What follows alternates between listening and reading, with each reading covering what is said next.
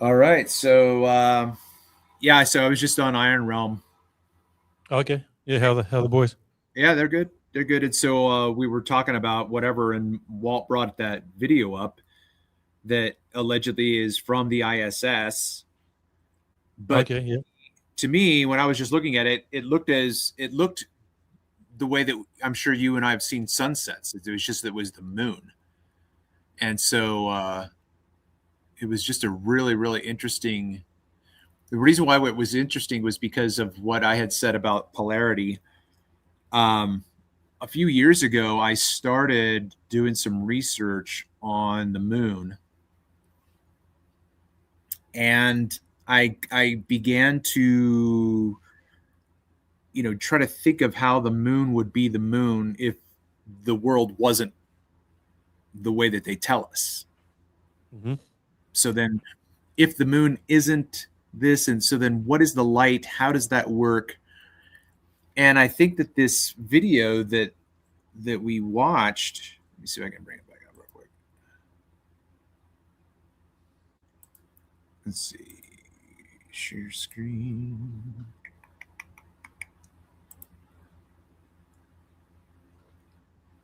And this one, right? Yeah. All right, you can see it. Hold on. I'm still on the stream Oh, yard. to Should add I it. see it here? Oh no, I didn't. No, I forgot to Okay. add Yep. it. Yep. Yep.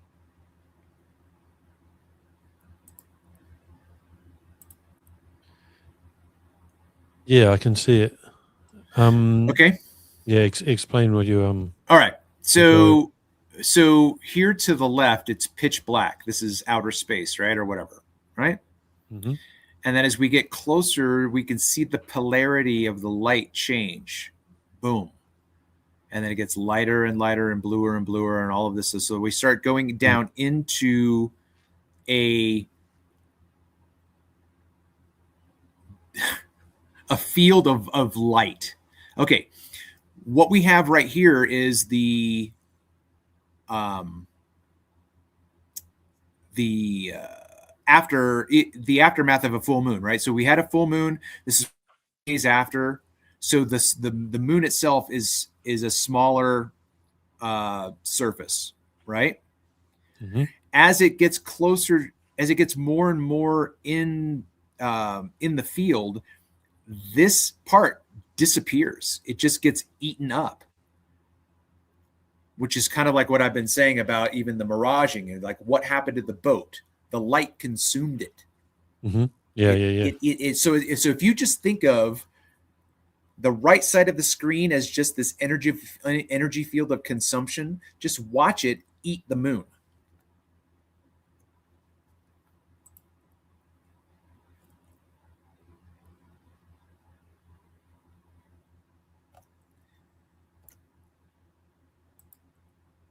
Right. Yeah. So That's then if weird. right, so if we go, if we go back here, if we cut this out and did an overlay, and we did an overlay here, the moon would be out here still. You know what I mean? Like that's where the physical reality is, but we can only see this much.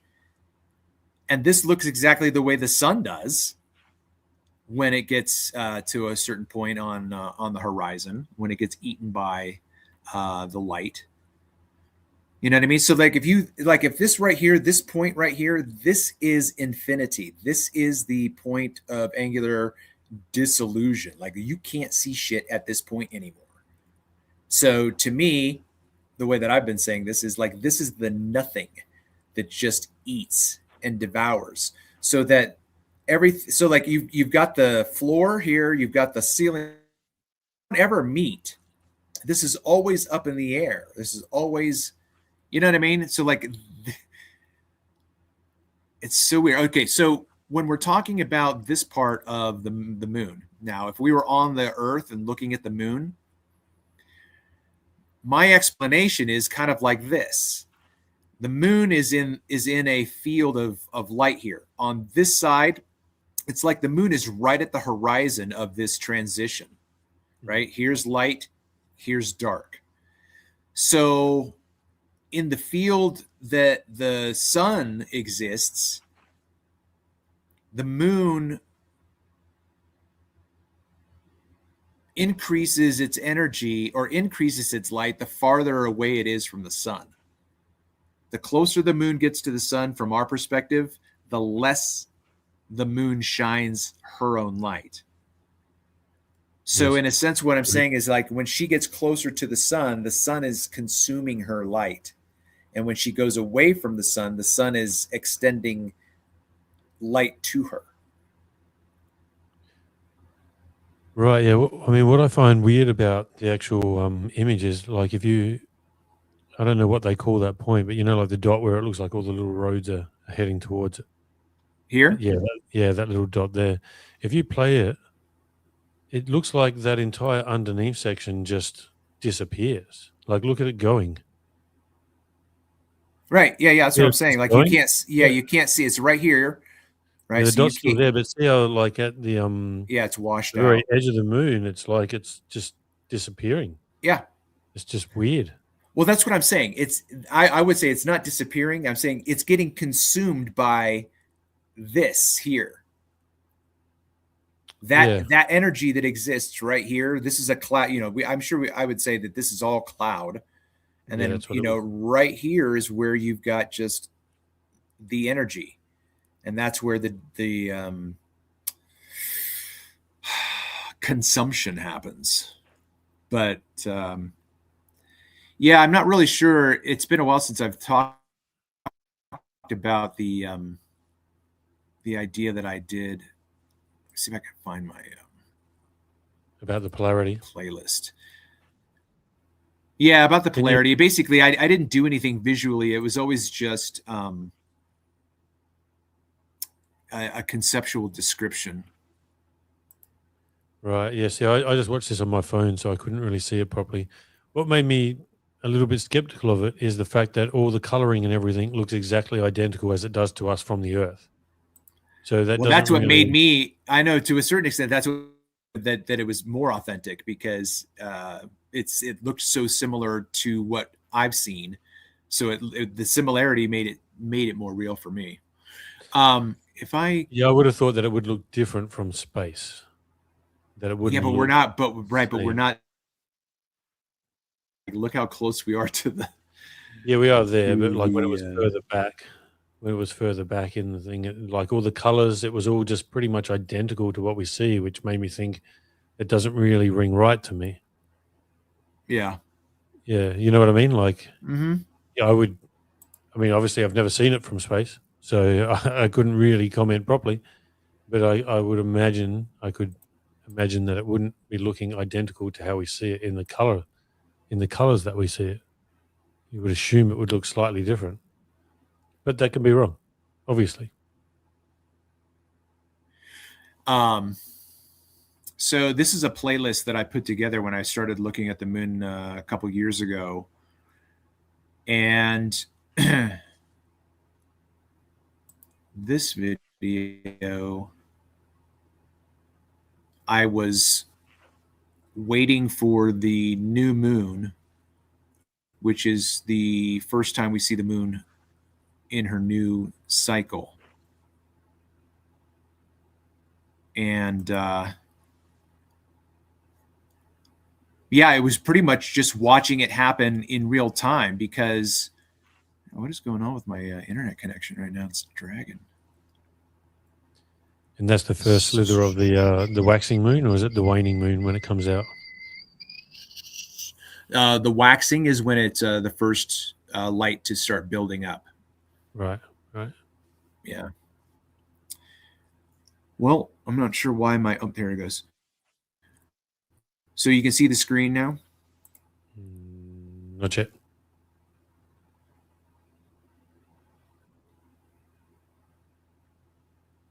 Doggone it.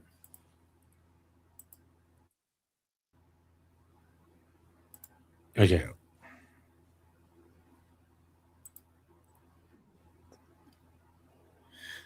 I mean, we could just kind of shoot the shit while it's buffering. I'm not really sure why it's buffering, but this is the evening sky, right? So the sun has set, and we can see even just the polarity here, you've got a brighter yellow orange toward the horizon, and as you get higher and higher and higher, the grade of the coloring changes. Yeah. And so I'm not really sure where the moon is in the sky right now, but Yeah, I can't see it. It's not a. fast forward a little bit. It could be. No, I know resolution. I remember this.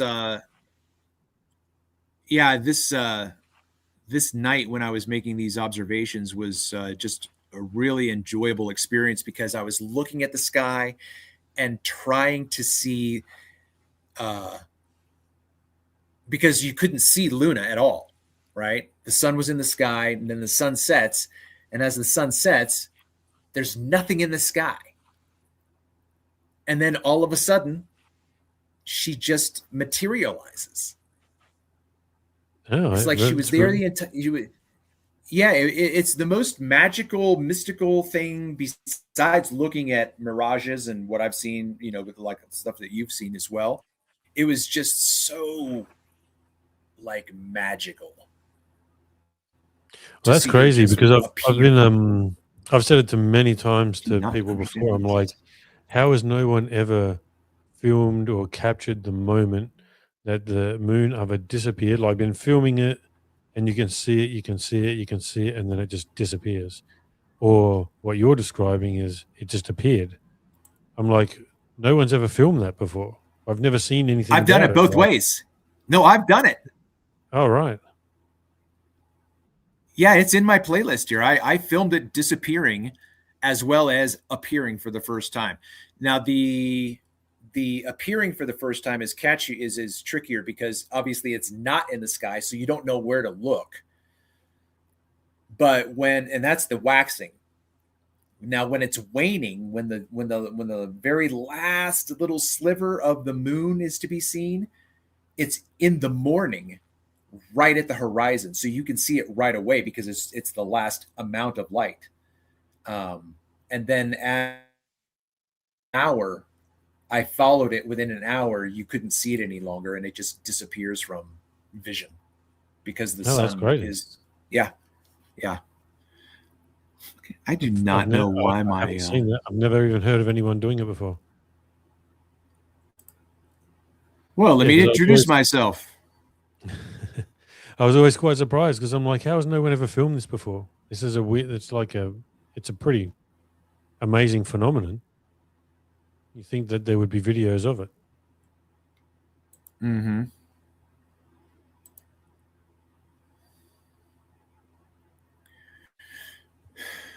All right, so let me go back. I think I've got it going. So how are all the guys? How's Walt? He had some health issues, didn't he? I didn't hear anything about health. We were chatting up a lot of other things along the way, but nothing came up in terms of where he was at. So I don't know. Yeah, I thought quite some while ago that he was having some health issues. Oh. I haven't been on there for a while. All right. Can you see the screen now? Not yet. Doggone it. Did I do it?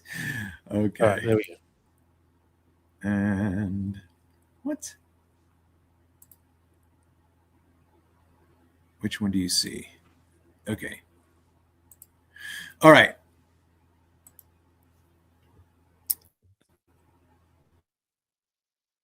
So we can see the trees moving in the breeze, and I'm just sitting here trying to find out. I have it, aimed where I think it should be. Or two. I'm going to adjust it because I can see it with my eye, and I move the camera.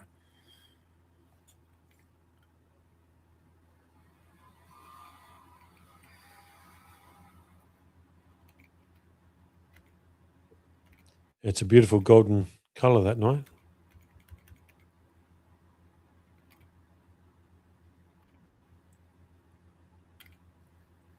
All right, so it should be right here. I'm going to pan out, I think. So I'm going up, panning out. So now, right, I'm going to stop it now. Now you can see there's no longer any orange. It's now shading into bluish purple violet, right? Yep. So all of this is right. All of this is the polarity of light. And so the moon is going to only become visible when this polarity changes.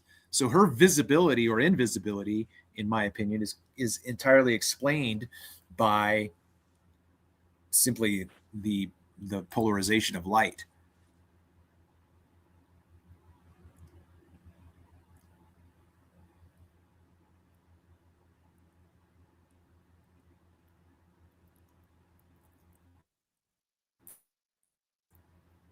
All right, so I'm going up, and there she is. I think this is her right here. Right.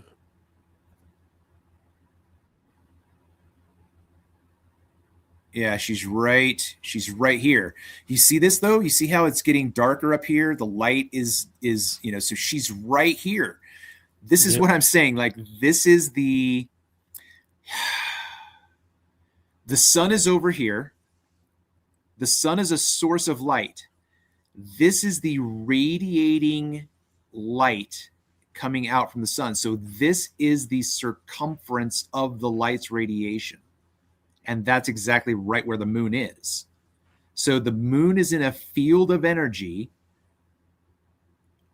that correlates to her distance and position from the sun. So if the sun goes far enough away, because the sun is traveling, right? If the sun is a speedster and the moon is a 18-wheeler, the sun is traveling faster than the moon in the sky right now, like while I'm filming it. So the sun is moving farther away from the moon in real time, and as that happens, he's dragging the light with him so that she can then be exposed. So the light polarity. Right. Okay. Yep. I mean, that's the easiest way I can think of to say it. It's not very complicated. So I think I moved to stills on this. So then here's the very first sliver of moon on this night. And then there is that.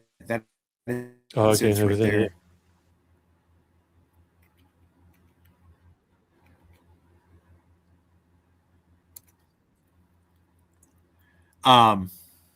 But I can try to find I'm not sure which of these videos is the one where I filmed it during the day. I think it was I was here in Colorado when I did that. Yeah, we've been getting. But yeah, it was pretty wild. Yeah, very interesting. Feel the what? Yeah, awesome. Oh, we've been getting a few of the auroras here, where I am in South Australia. Oh, okay. Yeah, we have a lot of them. Yeah, a lot of people here get out with their phones. Yeah, well, I went to go out into my backyard the other day, and you're 39th. Yep. Yeah, I went to head out into my backyard, and I'm like, as I'm walking out there or get to my laundry, I'm like, wow, that looks bright outside. And when I get out there, I turn and I look towards my west. Yeah, and I was like, oh, it's kind of reddy orange, and I'm like, oh, it must be the aurora, because apparently we've been having a few of them here, it's a new phenomenon. It's only been happening for the past year or so. Like, we'd never seen it here before that. Oh, that's interesting. What do you think about that? Yeah, that I have no idea about. Like, I hadn't really put too much thought into it, but I have no idea at all. It definitely is an interesting phenomenon to be coming all the way down here now. Because I think that they had experienced it in Tasmania, like in the lower regions of Tasmania. But you're talking that's probably 2,000 kilometers away from me, or 1,500 kilometers away from me. So for us to be seeing it now is pretty insane. Definitely some changes going on.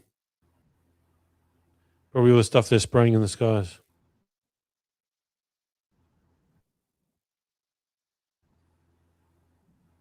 So what are we looking at here? What do you think causes it? The aurora. Yeah, I hadn't really put too much thought into it. I mean, whether or not it's a radiation thing or whether it has to do with Yeah, I mean, I do think I've heard either from mainstream or whatever, just the activity of the sun with its flares and whatnot, somewhat correlated to, you know, uh, how intense the auroras get.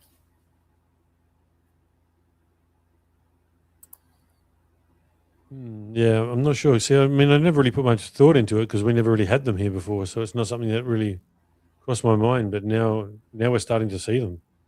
Well, that's what I'm saying. It would be like that would be one of the like if you were alive for a million years in Australia and never saw the auroras, and then one day you were like, "What the fuck is that?" Like, well, I've been here for a million years and I've never seen this. To me, that would be a scientific investigation. Why is Australia seeing the auroras? What does that even mean? I don't know. I don't have an answer. I just am like, to Yeah, me, yeah, I'd be very interested in like what that means.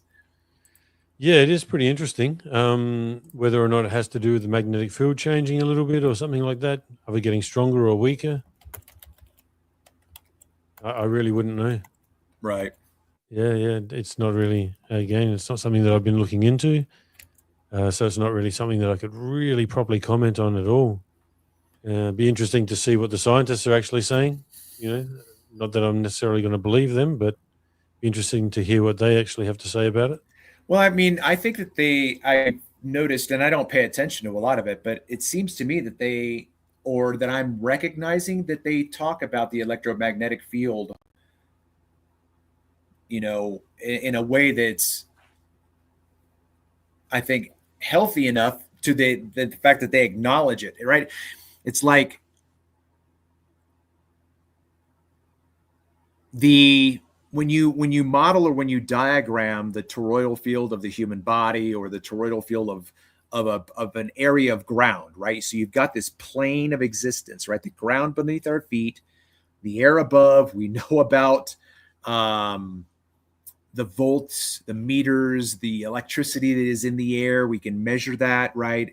And isn't it the voltage that increases with like Yeah, yeah. how many meters is it? Is it every 10 Volts meters? or watts?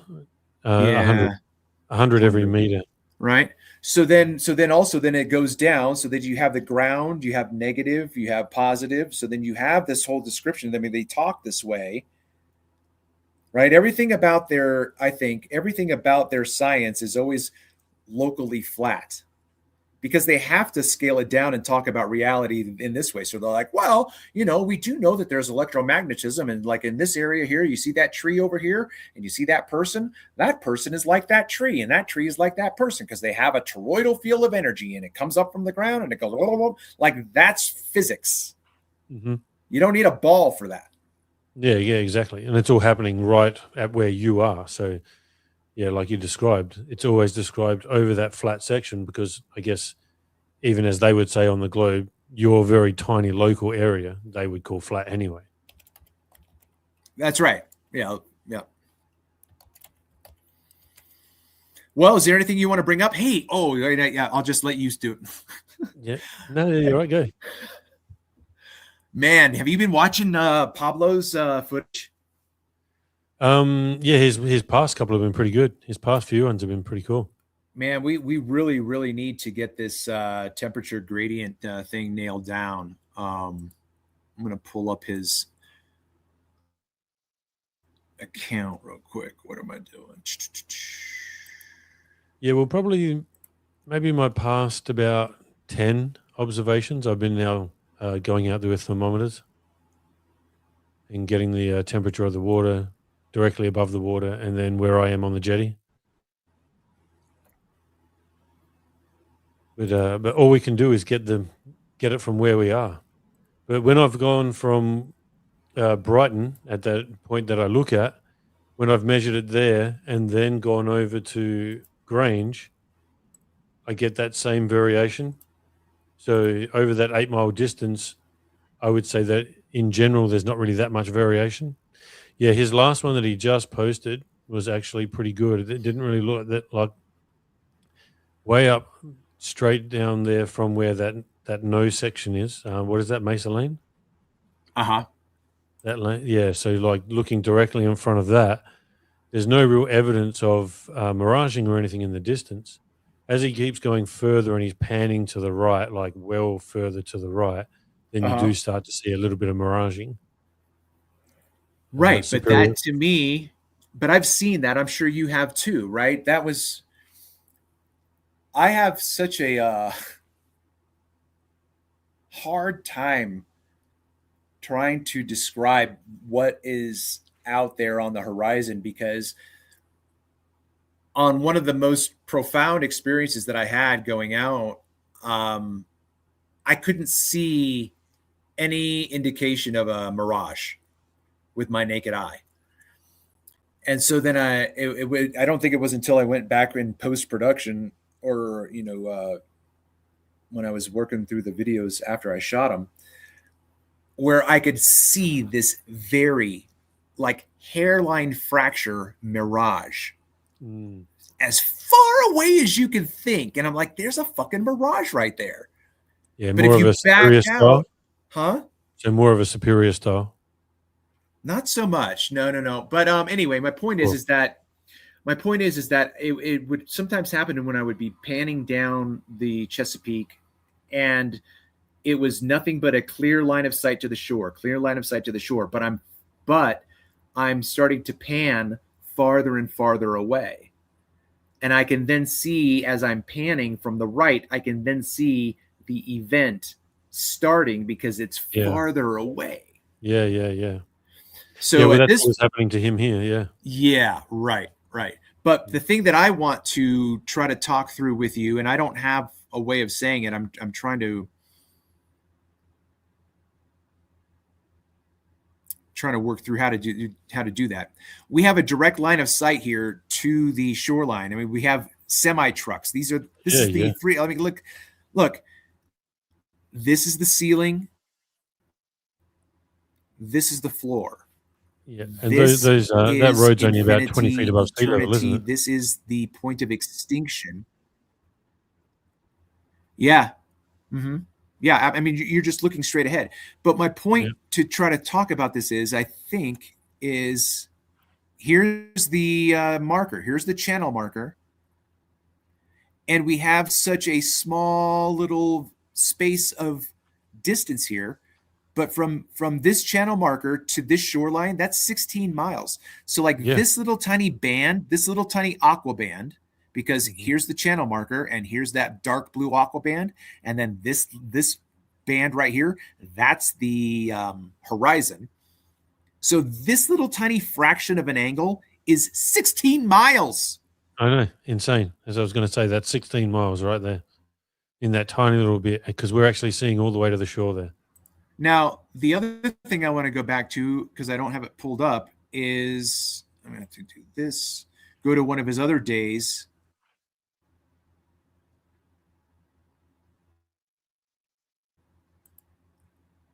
Because the position of the horizon is not in the same place. So this was 2 days ago. And now look and see how high it is, right?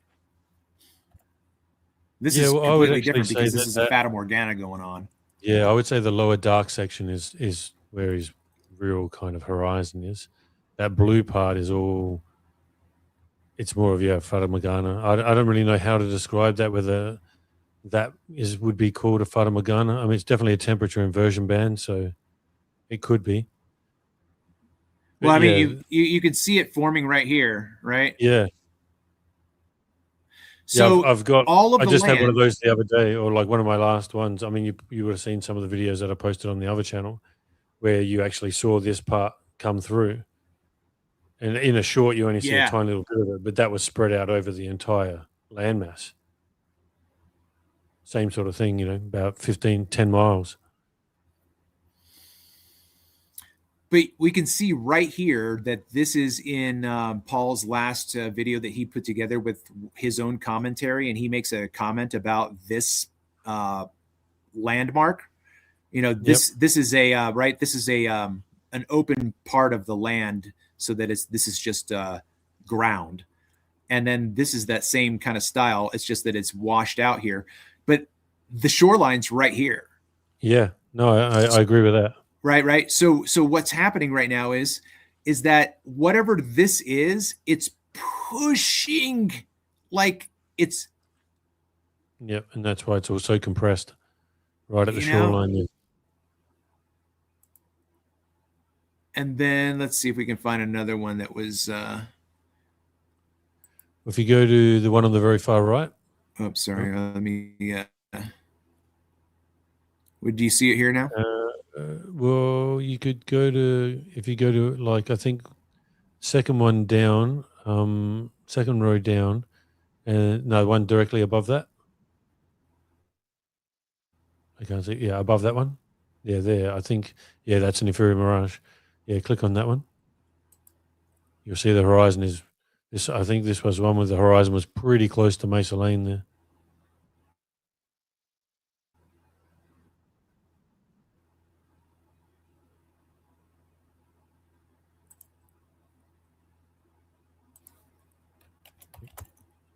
I lost your audio. Are you still there? Oh, you Can you lost. say something? Yeah, Yeah. yeah. You dropped off. I was waiting for you to Oh, come did back. I? Okay, yeah. You've Yeah, been dropping off sometimes as well. It's the video. Yeah, It's yeah, the video. yeah. Go to the start of this one. Okay.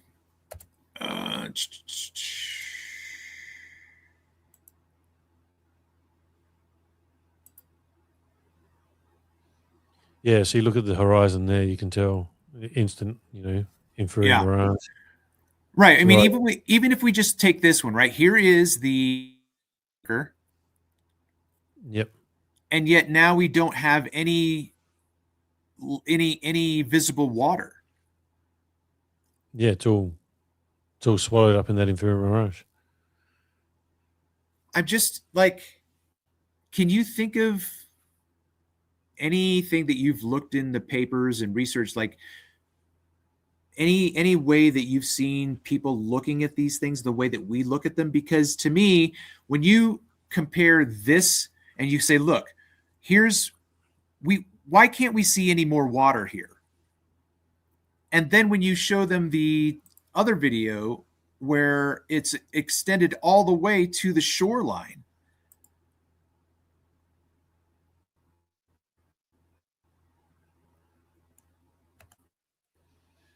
right? Yeah, and they're obviously going to So say now that we that's have loomed up. water beyond this point.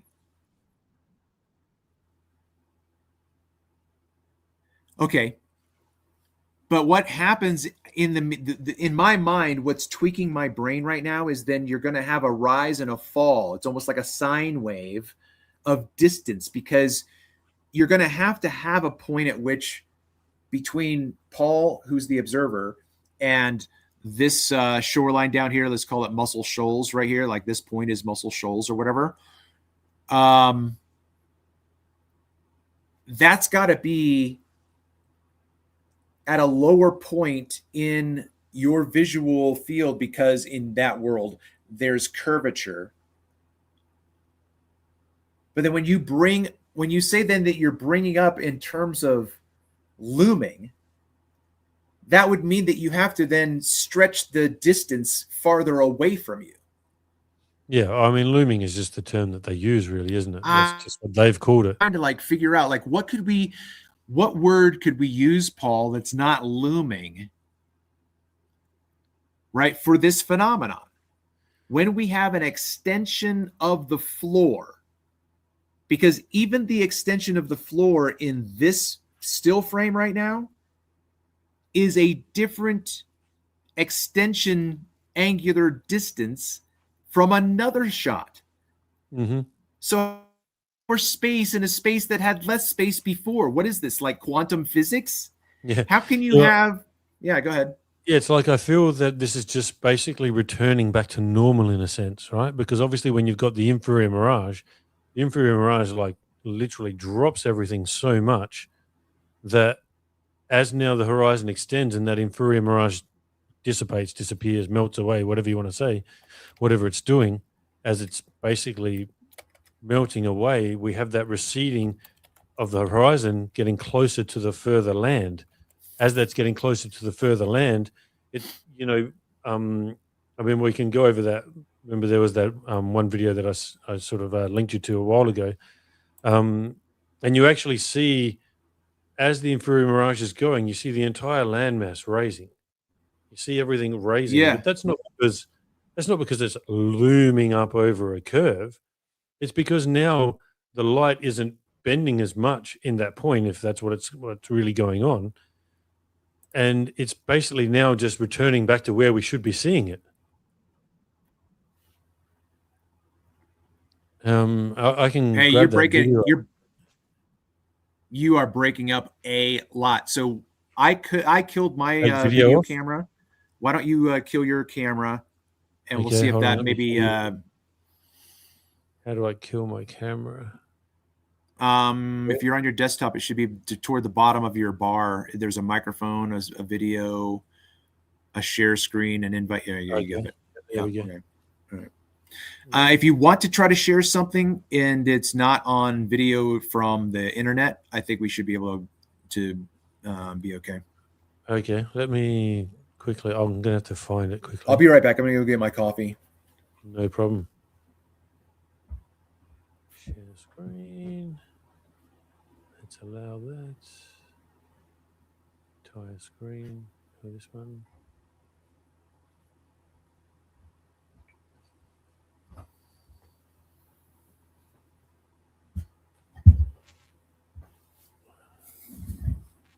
I don't think that shared, did it, peoples? Let's try that again. All right, I'm back. Hey, we got 10 people watching. That's Oh, do we? awesome. Yeah, we got Big Pine sailing out there. What's going on, Big Pine? And Mike Van Dyke is in the house. Marvay is out there. If you are listening to the sultry sound of my voice right now and you have the ability to say hi, please jump on the comments, say hi, because that's going to trigger algorithms for YouTube. Make sure you also like the video, smash that Fonzarelli, and then please, please, please, please share the show, because I'm talking to Paul, not always looking at the chat. And the more people that you know that you invite, guess how many people you're going to be hanging out with? More people that you know. So invite, invite, invite. Thanks, everybody. Can you see my screen? I can add it. Yep. Okay, right. Yep. All right. So I'm going to have to fumble through quickly because I wasn't really obviously ready for this. Do whatever, man. So I reckon that it will be on here. Oh, no, hold on. I know where it is. It's in here.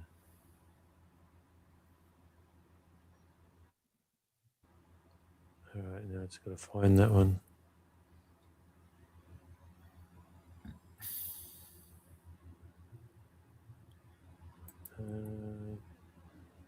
No, it's not that one.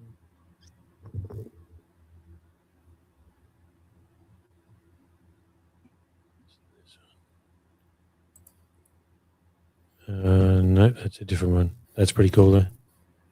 You see that? Uh-huh. Yeah. This is a pretty cool day. Anyway, sorry, that's not the one that I wanted. It's the right thing, but wrong day.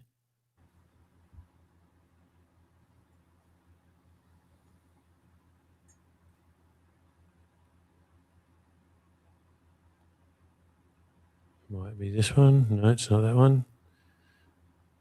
Sorry, bro. Where did I put it?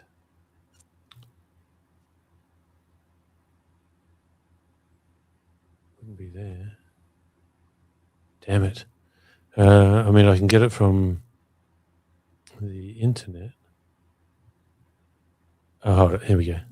Oh, no, that's not it. This is pretty cool, though. Let's have a quick look at this. Check this out. This is that blue line. See, so this is that what was going on with Pablos Falls. Yeah. Right? Yep. So I saw this. Yeah. Man, this is 2-hour period. As we skip through here, I'll make this larger. So this, you just see everything, the entire scene just lift. But this is not what I was talking about. This is pretty cool. Look at this boat coming through here. I posted a video of that one. Mm-hmm. Yeah, this was a pretty insane day. I was out here for almost 9 hours on this day. Yeah, that would be great to get like what you're doing right now. Yeah. If you could have had a stationary boat, I guess there's one right out there, like that one right There's there. one Stop right right here. there. Yeah, yeah. Yeah. Is that station? Go back a bit. Like go back a few minutes to see how So it's still there. It's right there. So wait, okay, right. Right So now there. you're okay. Hold on now, Paul. Right. So is it your opinion then where you're marking? Is that where you think the physical boat actually is? Hard to say. I know that is the boat right there. Yeah. Yes. Yeah. Yeah. Because this So if is we this go is back, see this there is it is. Fata again. Morgana. This is all Fata Morgana. Right. See, here it is right here. Yep. As we go back here, you can see it. Yep. There it is I know. again. Yep. Squished Yep. right up there. And stop. Don't go anywhere. So now my opinion now is where you're now that boat is up at the top. Yep. Even though it looks like it's right there. Like no one is talking. So now. Yep. So if you keep it right there, right now, so that entire section from your cursor now down to the darker blue, boom, that aqua band right there, that huge light blue aqua band, that's all the event. So this event that you're circling with your cursor is now the formation of the horizon line below it. The reason why it turns dark blue is because the polarity of that light at that angle is changed. Yeah, and I mean at the end of it, if I was there long enough and it all returned back to normal, this blue line, so see now the whole thing's joined up and come back up here, right? But this is still way high, so this is still all superior miraging. I say that in inverted commas because I know what you think about that. So when I say superior, just imagine me doing like little inverted commas, little air quotes. Oh, all right. Every time I say superior, just see me doing little air quotes. All right. It's like fucking fingernails on a chalkboard, Paul. But yeah, if you see, this is where it starts. Now, if you look here, these are all little boats, and these are the little boats up here, right? And then you see them here. They're reversed here, and then they're the right way up here, reversed here, and then right way back up here. Yeah. So this is water, boat, sail, then sail, boat, water, and then boat. So there's a three-part complex mirage right there. Now, did you boat, upside down boat, right way up boat? Yeah. Did you ever see the episode that I did? I think it was maybe the last episode I did with that PhD, where I went through Heath Carmody's footage. Yeah, I did see that. It was a long time ago. Because it was to me, it was Heath Carmody's footage that I think really helped me understand what was happening in these kinds of situations that you're even showing here. It's like this projection out toward the observer. I'm so sorry that this is abstract. It's the way that I describe the mirage as a shadow. Mm-hmm. You see the shadow. When you see a shadow on the ground and it is closer to you toward your feet and it's farther away from you toward your eyes, that shadow is lying across physical distance. And so we have to think that way about a mirage. So now with your cursor here right there at that mark, at that point, that's going to be our distance A. And now as you move to the right and you go and say, okay, Mr. Person who I'm talking to, where do you think the shoreline is? Like if you go up higher, those are buildings. So obviously now you're on land. So now go down lower, like where's the shoreline? Mm-hmm. Right? So now sorry, keep going. Sorry. Yeah. So now that position from the marker to what we're going to call the vanishing line is the same idea as a shadow. That's stretching over distance. Mm-hmm. This is 3 miles away. This is 9.6 miles away. So we've got 6.6 miles here. So then here's my point. Like in science, what we would do, Paul, is we would take a snapshot of this ka-chunk, and then you go out on another day when there's another inferior mirage, and the degree of the angle has increased. Yep, and let's have a quick look at this, right? So you watch the way that this entire thing, like everything, the marker, everything, displaces up. So this is quite a heavy inferior mirage, or very obtuse, you could say, however you want to put it. Okay, so it's a pretty large inferior mirage coming all the way down here. Sometimes I see it slightly in front of here, which is pretty insane. But being here, we know that it's at least a 3 mile mark away from me. Now, if I go through this quickly, watch this whole thing just go boop as it goes up. Okay, let the video play. Sorry, it's probably the actual hard drive probably needs to load. Yeah, I can hear the hard drive cranking. So as soon as the hard drive cranks in, we'll have a quick look at it. Yeah, You'll watch this entire thing come up, but it comes up to a certain point. Okay, it just clicked in there. So it comes up to a certain point. Once it reaches a certain height, then although the inferior mirage isn't 100% gone, it doesn't really rise anymore. All we see is more distance of the water. Because this goes all the way to the shore. So if I go quick, see that raising? See it all go up there? So we're talking, that's 1 hour there. Wait. You see that raise right there? Yeah. Right? And now, as it's raised there, now we see the gap between here and here. Right? So now we know that this has moved to, like, let's say what? Now 5 or 6 miles away? Who the freak knows, man? But there should be science about this, bro. Yep. Like, you can't tell me that there's going to be some kid out there, like if you were give a presentation, Paul, on this, you can't tell me that there's going to be some kid out there that's just going to like go into meteorology because it's so fascinating. But like no one is talking about any of this information, and any of the Andrew Thomas Young doesn't talk about this stuff. But see how now, none of them do, because obviously they haven't done this. Now we see here, we got the inferior mirage. It's more acute now. Yeah. You see how now the scene isn't really changing much as it goes further out, and now we've got all the way to the right, all the way over here to the shoreline. Yeah. I mean, if we look over at this boat here as well, over on the right there, the mirage is all the way here. And then as we, okay, let me go back to there. And now we see the horizon up to this level. So you've got a catamaran there with full exposure of the hull to the water. Yep. And then you have another option where it's now you can demonstrate this is how miraging works. This is in the inferior mirage. Yeah. The entire boat, the entire boat is right there physically in front of you. And see the whole scene, the water, everything lifts up. Yeah. Now I can show you the other one, because this is obviously how we normally see. That is so wild, man. This is a normal event of how we see. We just see an extension of the floor. Now there was the other one that I showed you where we didn't see the extension of the floor. All we saw was the background rays. Now to me, that one showed more of what they would say should happen on their globe, where something comes up over the horizon and only that back part is coming up. That's really what they describe. But that's not what we see the bulk of the time. I've only ever filmed that once in my entire life. I've never even seen it before.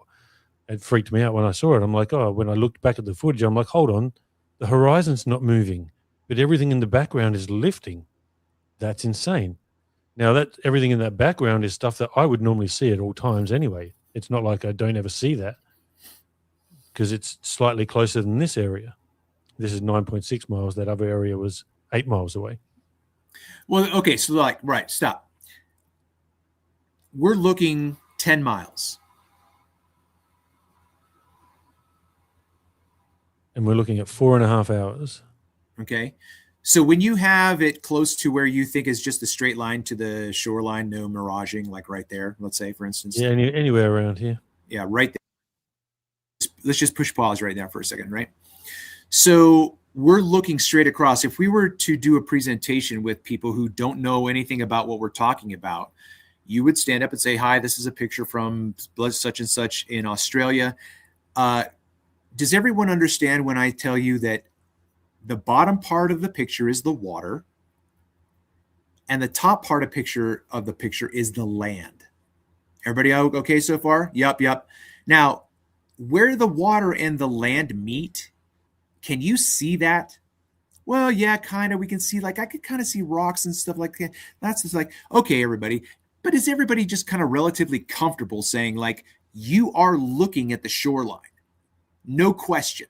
Yeah, I think everybody would say, yes, we're looking at the shoreline. Okay.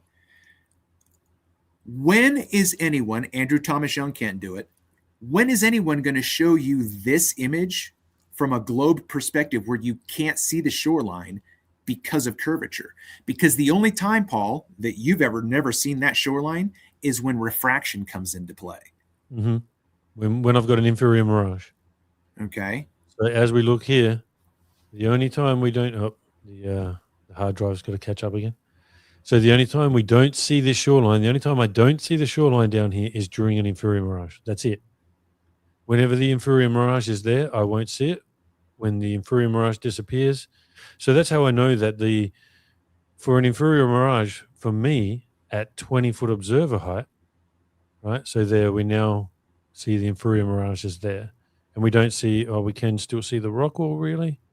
But if I go back a bit further, can we see the rock wall now? Right. Boom. The rock wall gets swallowed up. See, so that's, yeah. So that's what I'm saying in terms of this. What is that like? That is what light swallowing light looks like. Yep. And see how everything drops as that happens? Yeah. It's not even dropping, though. Think of it as getting closer to you because that causes something to drop. Yeah, exactly. Right. And this is where I was saying how, like, kind of like look at the entire scenery and how everything kind of does have that sort of magnified look because it's starting from here at 3 miles. Mm-hmm. It's kind of like the scenery is now starting at 3 miles. And as we go further, it now looks like it's getting further away. Everything's kind of getting smaller because now we're actually seeing further. Yeah. Before, our entire vision started at 3 miles. But now our vision doesn't really start for all of these until where they actually are, which is 9.6 miles away. And between this point here and this point here is 6.6 miles. And that's why also when we look at this and we go, well, here's the fold line or the vanishing point, and people will say, well, where's the horizon? Well, technically this is the horizon, but where's the furthest point that we would be able to see apart from, like, if this wasn't there, where would it be? Would it be here? Would it be here? Would it be up here? And it's like, it's kind of really hard to say because as you can see that when we do that, everything goes up anyway. So where would the horizon be? We could say, oh, well, I won't be able to leave my cursor. Let me do this. So if I put that right there, and then we go like this, look at how much higher that goes. That's where the fold line was, right there. And now this do that again. Go back and do, I lost that. Go ahead and do that again. Boom. See, the fold line is right there. Mm-hmm. Wow. We go right there. There's the fold line. Well, actually drop it down now to the limit of the mirage. So the limit of the mirage is right there. Mm-hmm. And so then look at how much that's raised up. Yeah, drop it down again. Go back. I'm sorry. I'm just trying to now look at the buoy position. Now the buoy position is right at put your box over underneath the buoy. Yeah. Or maybe next to it so you can see it drop next to. Just like that? Yeah. See, like straight away, I got it. That's what I'm talking about. That's the extension. Look, watch. Click. That's extending. Right at that moment it was lifting. Okay, look, like this is not talked about in the science, man. No. Like, what is this? What are we seeing right now? Like, how, Paul, like, this isn't looming because looming in their world just like a superior mirage. That's what I'm saying. Based on the way that they tell us what a superior mirage is and what looming is, it doesn't exist. Why? Because their model requires the Earth to be curved. Mm-hmm. Right. So that's why I think we should really be using different language, but that's what I'm saying. So now when we're having like this full, you have a combination of okay, the temperature profile should be changing here right now. The air should be colder than the water. So then when you have warming up, so then when you have the elimination of the mirage at this point, let's say for instance, boom, and the air equalized? Because that's the way I understand this position, is like when you can see the farthest is when the water and the air are basically the same temperature. Well, that's what they say. That's what they say. But when you look at Paul's footage, when you look at the footage that he publishes on, the temperature profiles are flipped from what you see. When the temperature profiles are close to being the same, there's an inferior mirage. And when the temperature profiles are, it's the science, there's no science for any of this. Yeah, well, I'm a little confused on it, right? Because I thought that possibly humidity might have something to do with it, because I've filmed an inferior mirage in Cairns where the humidity is quite high, and I had a water temperature where they say was 28 to 30 degrees, and the air temperature was 35 degrees. Now, I was only looking a mile away, and there was a pretty large inferior mirage, and that mile away is looking at other land just a mile away. So the temperature of the air isn't going to change much in between that point to the other point. Definitely not going to drop by 5 degrees. That's insane. That's just not how it would work over 1 mile, especially not somewhere like Cairns where it's all tropical. But I had an inferior mirage. That's not meant to be possible. So I was thinking possibly it had something to do with humidity. But then I caught myself where I'm now measuring the temperatures, and where it's much cooler environment, it wasn't anything to do with humidity, but I had colder water, hotter air, like even just a meter above, hotter air, but I still had an inferior mirage. So what the hell's going on? Yeah, you tell me, man. That's what I'm saying. Like, when is the opportunity? We don't even have to talk about flat Earth. Like, I was talking with the PhD from the Georgia State University. All I had to do was just walk him through the physics of what I was explaining. He understood everything I said. He understood everything. I didn't have to use equations. I didn't have to use anything fancy, nothing. I didn't even have to appeal to the shape of the Earth, which is really what I wanted to stay away from. Because in my opinion, that's the argument. It's reductio ad absurdum is the logical fallacy argument. You reduce your opponent's argument to absurdity. And that is its proof of being debunked. I just have to prove that your idea is absurd. That's all I have to do.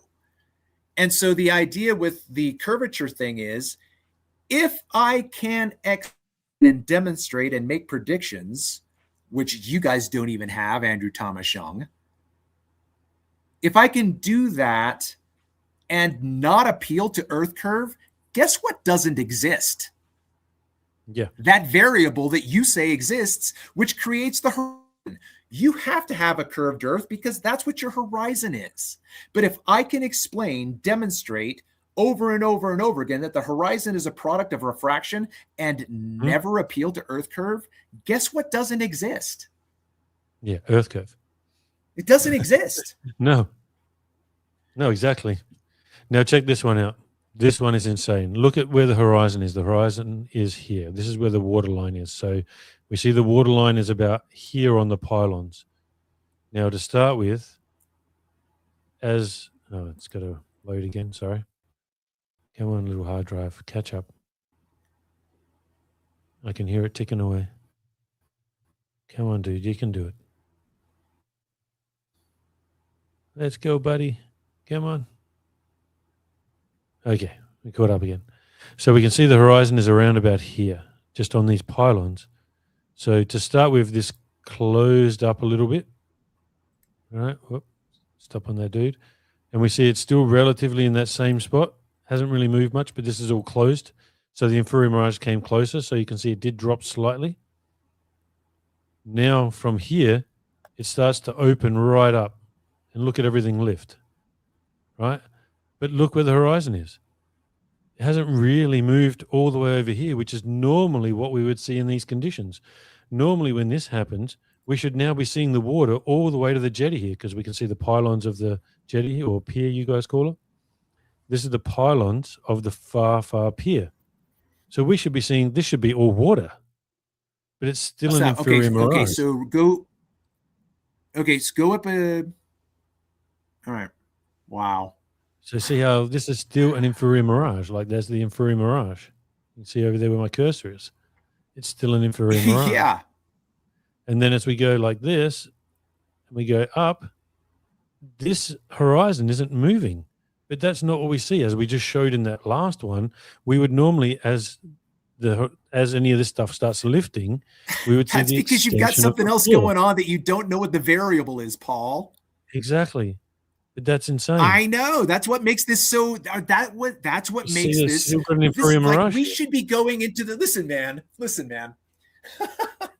We should be infiltrating the schools and poisoning children's minds that there are things out there for you to discover that science doesn't understand, and they're not listening to us.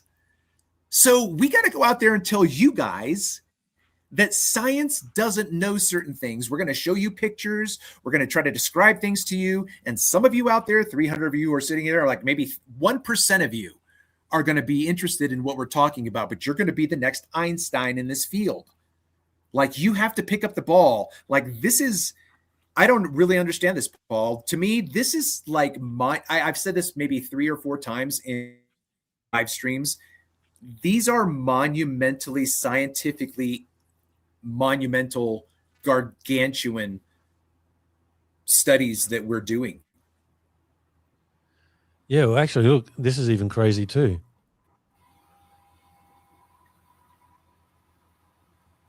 Look, it's not really raising much. The whole scene isn't really raising much. The front scene, it is a little bit. It just dropped down now. It just dropped down. It dropped down a little bit. So it's raising a little bit. But think of what we just watched before. That raised from here to like up here. Mm-hmm. The level of where the fold line was. So I know, man. Yeah, there is an X factor. And there's the fold line, right? Mm-hmm. But now that's not really a fold line anymore. That's just all superior Fata Morgana. Like, what the hell is this going on now? Right? Yeah. Now this is all breaking up. Yeah, that is wild. Right. So there's the magnification, right? Yeah, there's a magnification going on there. Yeah. Right. Now, if I go into this, I'll find this other one. This shouldn't take me wrong thing. It shouldn't take me too much to find. Yeah. Go into here. Which one was it? Yeah, it still says we got 9 people watching, and I don't see too many people in the chat. Please, if you're out there, it's been going an hour. If there's 9 people out there, how many can we say? How many can we get to say hello in the chat ski? Oh, no, not that one. Sorry, wrong one. This one. Okay, so this is a video that I put out about the changing conditions. Right, and let's go towards the end of this. Right, so this is where we're looking at the same area now. Okay, so this is looking towards that same area where I'll go over here a little bit further, actually. Okay, so this is that same thing that we just looked at, where we saw this all raise up. Okay, now we see the inferior mirage going on here, so we see a very horizon low down here. But you'll see here now that when I go here, this is from, let me go Oh, you son of a bitch. I got to try and do this a little bit slower. You don't have any hotkeys? What a hotkey. By the way, Pablo's dog is in the house. What's going on, Hey, how are you, Paul? fella? Okay, so now look at the difference. Let me get to about here. Right. Look at the difference in the. See how the horizon is now all the way up here. That's like up here. Look at these. Look at these pylons here. And because this is a different. Yeah, well, that's slightly- what we were seeing. Right, that's what we were So seeing with look Paul's at that. footage.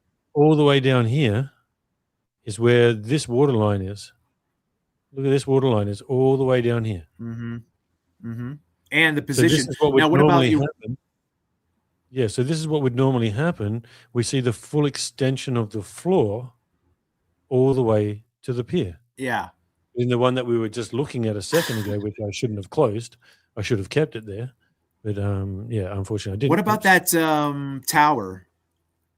This tower? You have that canopy. Yeah, you have that canopy right there. That lowest part of the canopy. Yeah. How high is that off the ground? It's 25 feet to right here. Okay, so so now drop down to the water. That's 20. Oh, you're breaking up for me, man. Would you say that that's 25 I feet lost of space? I lost you there for a bit. Well, the funny thing is look at the compression just gets worse and worse, right? Because this is 15 feet to here. And then well, no, I get that. No, it doesn't matter because right. But it doesn't matter because you could have another frame where the conditions compress it even farther. My point though is that physically in the distance, that canopy is physically 25 feet off the ground. Yeah. And then I guess it would depend on, but it would then depend on how high the elevation is of the base. But whatever. My point is that you're looking 10 miles away and at your vanishing point is the shoreline. And then as you look from the shoreline up to that canopy, that degree equals 40 feet of elevation. Yep. Okay. Now let me show you here. This is now from, if I just go out and look at 4 foot. This one's still 3 to 4 feet, right? So yeah, so you can see all the way down there. You can see the shore down the other end there. And now from here, I dropped the camera right down. Now we're about 1 foot camera. Now, because the other stuff was in the way, it sort of blurred it still a little bit. Right. But as we go, we still see how the horizon is now still up here. Now we're at 1 foot and we've got the horizon looking all the way up here. And this is the shoreline, basically, at 9.6 miles away. Yeah, right. And that's from a 1 foot camera height. Here we got things that right. are So around then, 3 miles. Right. So then, if we're going to beg the question and let the ballers talk, we're seeing this shoreline right now because these are the conditions for looming. Well, why do you say that? Well, he's at 1 foot off the ground. That's 10 miles away. At that math, there should be at least, I think, somewhere around like 15 to 20 feet missing. Oh, no, there should be 40 feet missing. Oh, okay. Well, whatever. Okay. Yeah, so, you're 10 miles. I was thinking 6 miles. Yeah, never mind. Yeah, you're 10 miles. You're right. No, you're right. Right. So that's even worse. So the fact that we're saying, okay, if we can get a baller to go, okay, I guess we're seeing the shoreline, but that's because these are looming conditions. That means that your curve has been flattened. That's the way Andrew Thomas Young describes it. The conditions of looming are such the curve of the earth is basically flattened. That's what he says.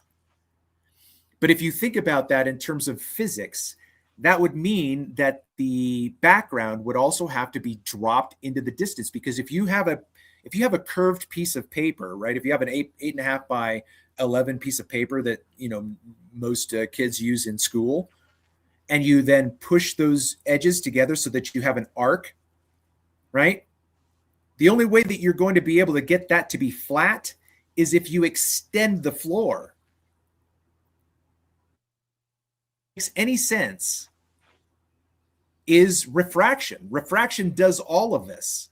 You don't ever have to, right? Stretch a globe. But the only way a globe can be stretched, you can't do it physically, Paul. The only way you can stretch a globe is with refraction. So they're still always talking refraction. It's always, why can we see what we're seeing right now? Refraction. Well, what about now? That's refraction too. Well, what about right now? That's refraction too. But you never have to appeal to Earth curve. And that's what's making all of this science confusing. That's why I can't get a leg in with Andrew Thomas Young, is because he can't not assume the globe. And when he assumes the globe, it creates problems that he can't solve. And then when I ask him about the problems he can't solve, he says, you don't understand the math. Yeah. Yeah. And just think of like how much gaslighting has been done when just think of the whole video that you did with Sly and Reds and all that over his sailboat one, where there was in an inferior mirage. So they call an inferior mirage. They go, there you go. That's the curve of the Earth. That's why it's disappearing. So that's not refraction. But then all of a sudden when you see further, that's refraction now. So when you see something that proves the globe, that's refraction, or like that's just the curve. But as soon as something goes further beyond that, now that's refraction. But it's always, it's all refraction. There's never a moment that it's not refraction. Yep, exactly. When the horizon's close, it's because of refraction. When it's further away, it's because of refraction. Now, at any moment, so let's just say here, from this 1 foot observer height, the horizon is meant to be 1.2 miles away, right? Which is, 1.2 miles is exactly this jetty. That jetty is 2 kilometers away, which is 1.25 miles. So this is where the horizon should be, right here. You shouldn't see anything. You shouldn't see any water beyond this on the globe. But we're seeing water all the way up here. This is the way perspective works. As you see further, you're going to have to see. It's going to have to raise up because now we're seeing further. Now this becomes the highest point we can see because this is the furthest point we can see the surface of the water. If this was the furthest point we could see the surface of the water, we would only have perspective going to this point. But now we see further, so it goes all the way up here. It can't be down here anymore. And so looking at that distance there, for me, I have the Red Roof House that is washed out visually the way that shoreline is. But I can see the shoreline. So you have a direct line of sight, but the target itself is washed out or fuzzy. I'm not sure how I would describe it, but it's washed out by the refraction. But I have a direct line of sight to the Red Roof House where it is absolutely the most beautiful, pristine, crisp picture ever. Distortion, it's just beautiful. So that's looming too. Yeah. Because I'm seeing straight to the shoreline. But I've got a different target. I have a clear, crisp, bright target with full exposure. That's looming, obviously, because I can see the shoreline, and I can only see the shoreline because it's being loomed up. So that's looming. And then when I have it on another day and I can't see the shoreline because it's all washed out, but there's no mirage, the shoreline's still right there in front of me. This is looming too. It's just that what conditions is this? Because that house doesn't look like a house. It looks like a blob. Like there's no science on any of this information, man. No, not in what we're showing anyway. Definitely not in the way that we're showing it. Like, seeing something like this with the horizon going all the way back here, looking at the shoreline all the way back there. The shoreline here would be 9.4 miles away. You can see the sand. There's the jetty right there. You can see So the sand going all the way along here. yeah, We're looking at the shore. yep, no question about it, man. There's no question about it. Otherwise, you're going to have to say that from the jetty that you're at right here in the foreground, from the jetty to the shoreline is curvature away from you. Yeah. But it's raising up to be at your eye level. That doesn't make any sense. Yeah, and not just does it raise up, right? So when you think about it, this is where the horizon's meant to be. Oh, this is a 3 to 4 foot camera height. But let's just say we're talking the 1 foot camera height. It'll take a bit to get back to that. But let's say we're talking the 1 foot camera height. Sure, for the sake of this is where the horizon's meant to be. But instead, we see it up here. So when we see further, everything comes up so much higher than what it should according to their globe. Like, why on earth would it be coming up higher than where the horizon is here? Shouldn't it just always come up to here? But it doesn't. It raises, and it can be in obviously different positions. Again, it's all refraction. I lost that other one now. Where did I find that before?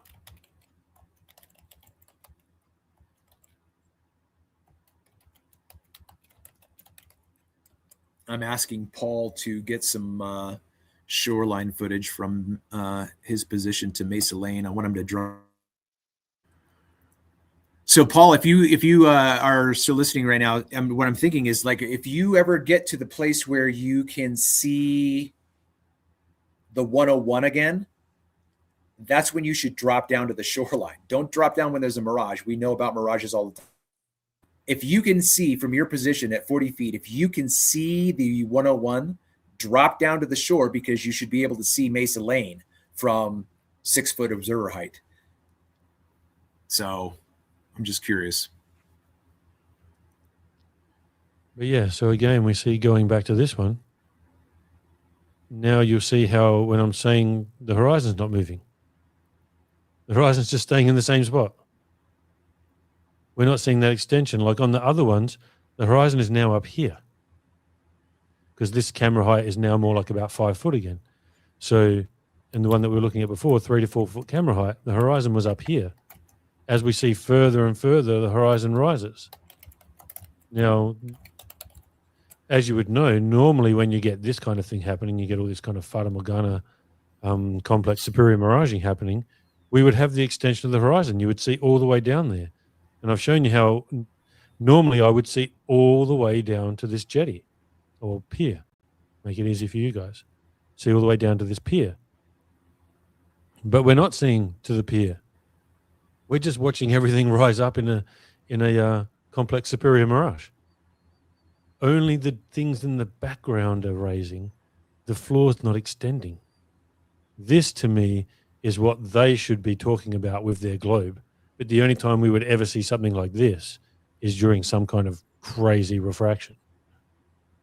For us, what we should see is an extension of the floor, because really the floor actually is extending all the way out here the whole time. But we're only not seeing it extending all the way out here because of refraction. I know, man. Yeah, you so preach you get what to I'm the saying choir. Oh, absolutely, brother. Yeah. Right, so we just click straight back to this one, 3 to 4 foot camera height, and here's where we see the horizon. This is the extension. The horizon's always here, or like this is always up here. The only reason we don't see that up here is because of the inferior mirage and everything dropping.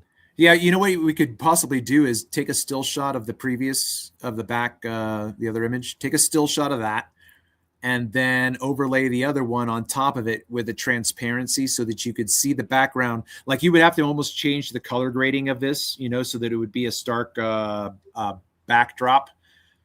I'd say they're different camera focal lengths too, though, so it's going to be a little bit. Sure. But I just mean in terms of future ideas of. Not too bad. That way you could show where it looks like everything stays in position. Like, this is where everything is physically in front of you. All of these things are physically directly in front of you. The shoreline is directly physically in front of you, lane, all that kind of stuff. And then you just show the overlay. It's almost like, thinking about showing a clear shot of Skunk Bay and then overlaying the Skunk Bay footage on top of it so that you can see what the control image would look like. Because everything changes.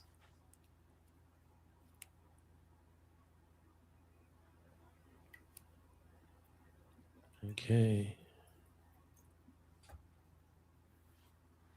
Which one do you want to put on top? Whichever one's where the extension of the floor is the best. Oh, shit.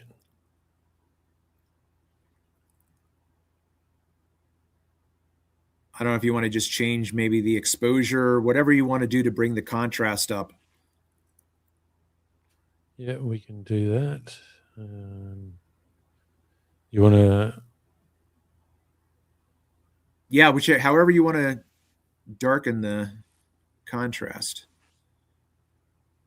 Always doing the little enhance thing normally changes things a little bit. Move this one down.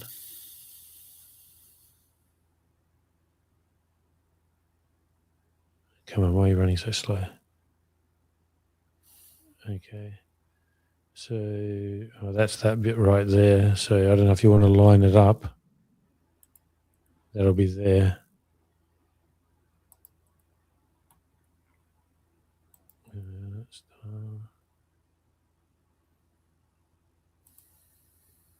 So we drop the here to about there. Let me change the angle of this a little bit.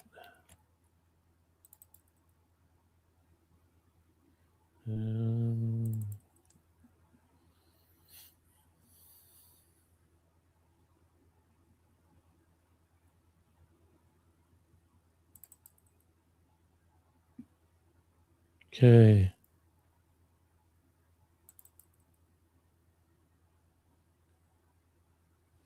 So even there, so if we go there and I put the boardwalk section in line,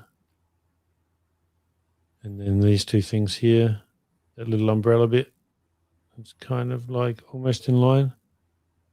Let's go over there slightly. So they're about in line now.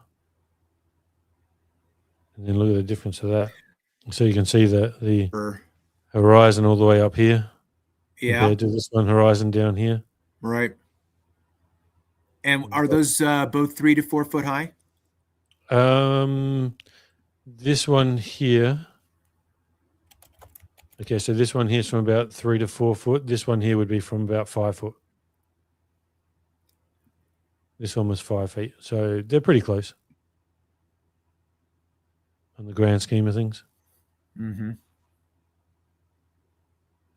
Yeah, I'm so happy that we've gotten to the point to where we can show what I started saying from the very beginning. Like, I don't know if it took me a while, like maybe 1 or 2 years, where I would say, if I could wipe away the mirage and show you what's there, and we can do that now.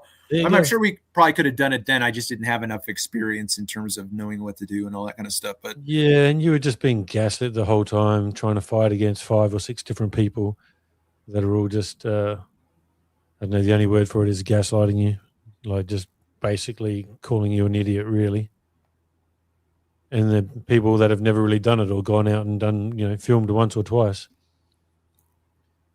But even then, no, that was years ago, so you were way less experienced than you are now as well. No different than, I remember one time watching a video and making a comment going like, I don't think things are getting displaced. It's just an extension of the horizon. And Dave from Wide Awake was going, oh, no, things definitely get displaced. And I'm like, oh, I'm not sure if they do. But now I stand corrected. They definitely do. Because now I've got more experience and I see it and I've filmed it and I've watched everything displace up and down insanely. But still not to the but point hey, Paul, how about this though, right? So it's displaced up and down in the visual space, but that up and down is actually a how do I say this? It's a focal length.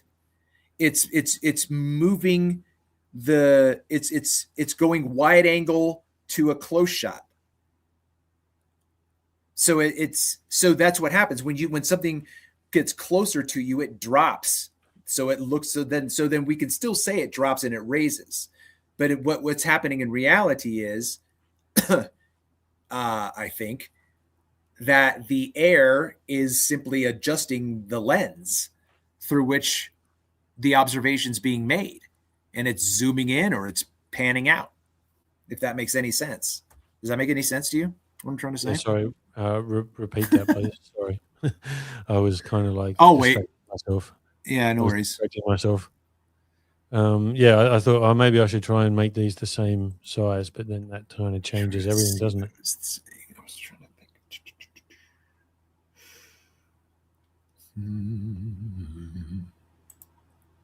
Yeah, look at the way the whole Oh thing yeah. changes if I try to make it the same size. Oh yeah. That's why blink tests don't work. Yeah, exactly. Yeah, After you blink blink at test. something, everything Oh my changes. gosh. Look, man, look, here's a picture of it. Look, all we can see. Look, look, look. Look what we can't see. That fits the globe.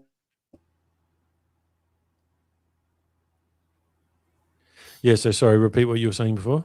If you No, can I'm remember. gonna pull something up to demonstrate what I'm talking about. I think it'll be easier to understand. Escape from here then. I'll stop sharing. But yeah, all those things that that we see when we actually go out there and we look, and you've got to stand out there for hours to really see it. Yeah. Otherwise, like, you know, you'll get the difference when you're doing what Paul's doing as well, where it's just day in, day out, every day. You know, and then Sky Free showed those, you know, maybe 4 or 5 different observations to show the difference in how it is each time. But the only thing you don't get from that is the displacement of actually physically seeing it move up and down in between those conditions. Yeah, yeah. I really want to get, well, I'm not in a position to do it right now, but I think if I went back, I could probably find some of the files that I have tried this in, but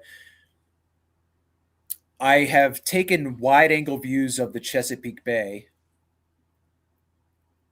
that I've intended to then put up against each other on different days, because you and I are doing comparisons of things that we zoom in on. Right. And that is going to show the displacement a whole lot more stark than a wide angle. But I was thinking to myself, well, if I zoom in, like here, let me show you. I'm going to do this real quick. Share my screen.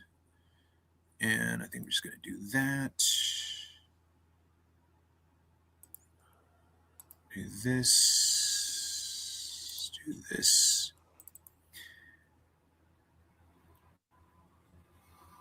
Let me know when you can see the photograph. Yeah, I can't see anything yet.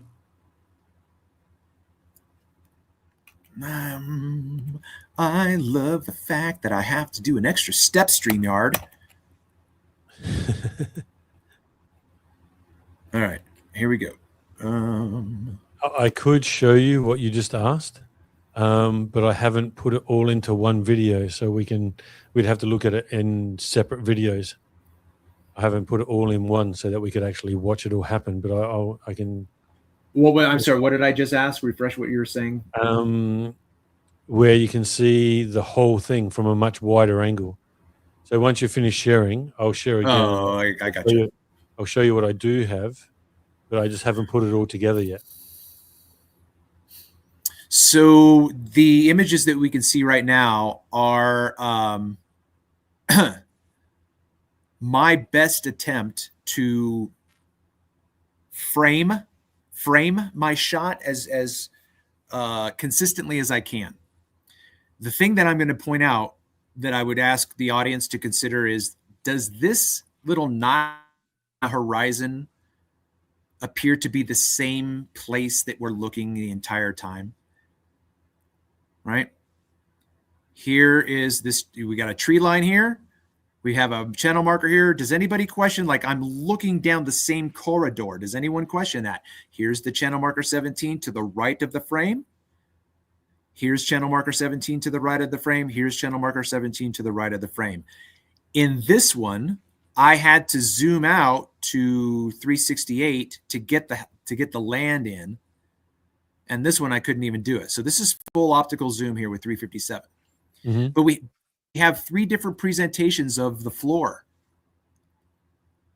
They all don't look the same.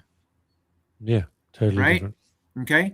Now, here's the shoreline. Can you see it? Can you see the dog right there, Paul? There's a dog right there on the shore. Like, you can't, this is 9 miles away. There's no curvature here. This is the way perspective works.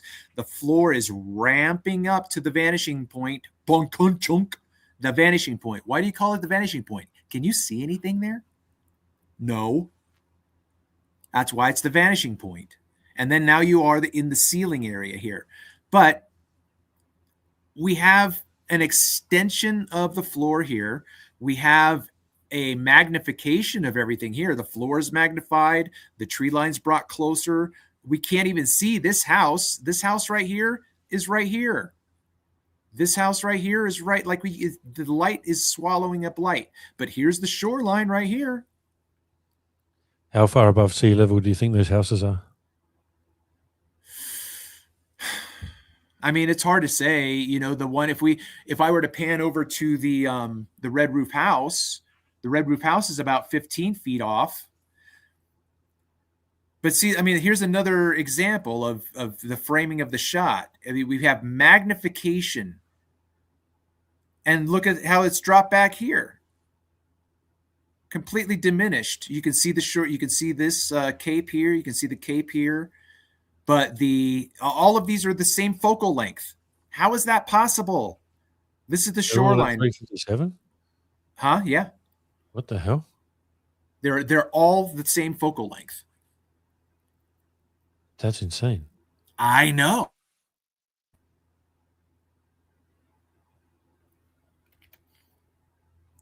I'm just trying to see if I found a wide angle view of this area.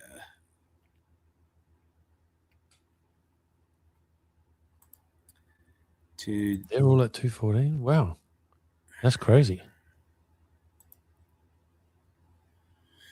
But let me see if I can find something that's a wide angle of the. Oh, that was a good one.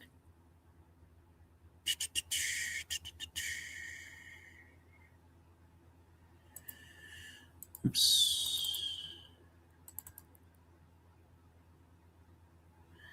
Yeah, it's so hard to remember what time of my experience I started thinking about taking wide angle shots.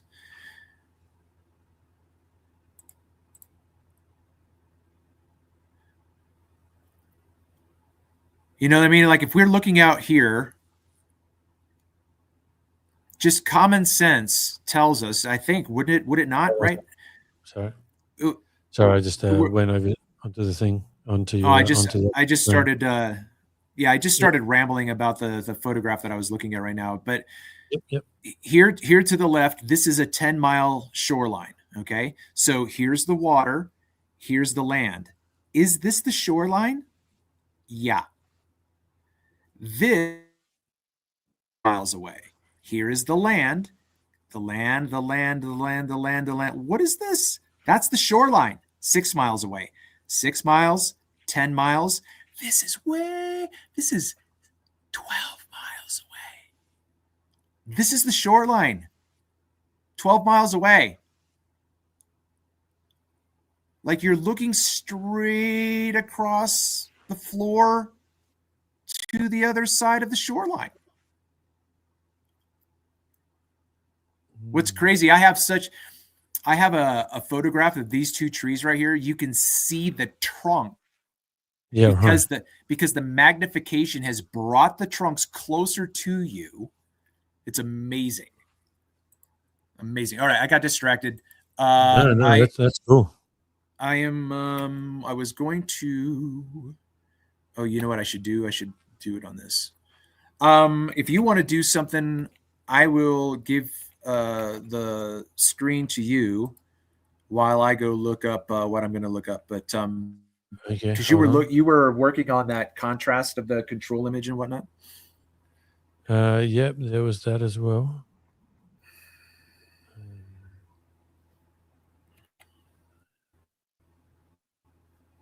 But I was looking for something else as well.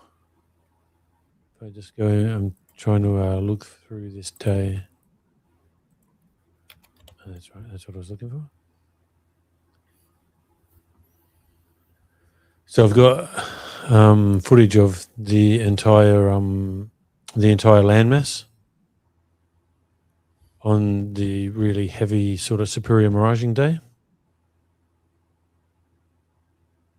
So I'm just trying to look for that so I can show you that I can make a full video of that to show you the entire, like maybe 4 to 6 hours of how the landmass moves. I just haven't done that yet. Well, I mean, if only if it works out for you to even be interested in it. Yeah, well, I mean, that's why I filmed it. I've got it there. But as you know, on this day here that I'm talking about, I had 11 cameras going at the same time, and I was there for 9 hours. So there is a lot just from this one day.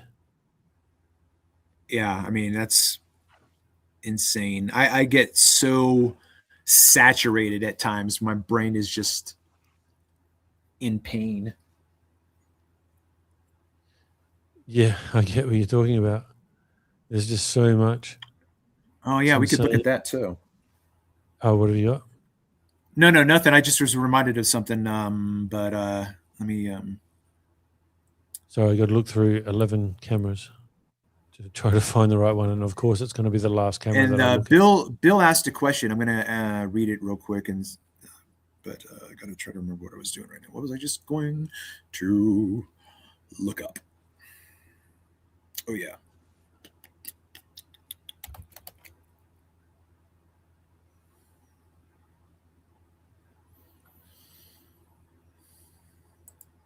Oh my God.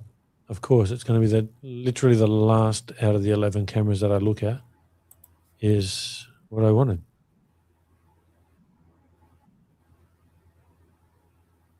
Yay, you succeeded.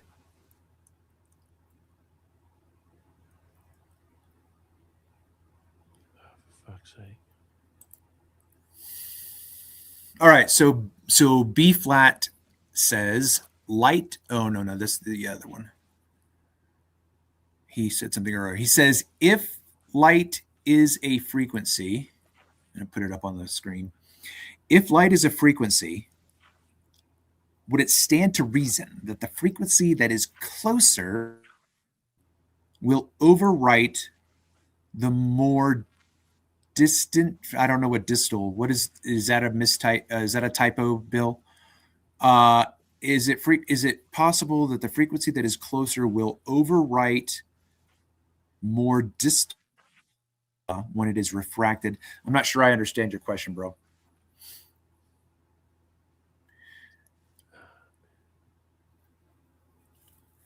He says light from the surface of the water originates from a spot closer to the camera than the distant shoreline. Okay, this is really abstract. How can both frequencies exist? Yeah, when you say how can both frequencies exist, like who are you talking to? Have I said something that, like, because you might be asking the wrong person the wrong question, Bill. Like you might be asking me a question that I have no interest in addressing. I don't know. But I'm trying to understand what you're saying, man.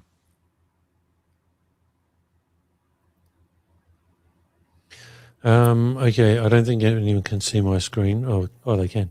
Yeah, can you see my screen? Oh, okay. You've seen me just skipping through. See how we can see the entire landmass here now? Yeah. That's the landmass that I look at. Okay, so hold it real quick, right? So that's what I'm saying. Like if we took a still shot of this, and then when you go out again the next day, you take a still shot of the same frame, like if this is 53 millimeters or whatever. And I would be curious as to whether or not that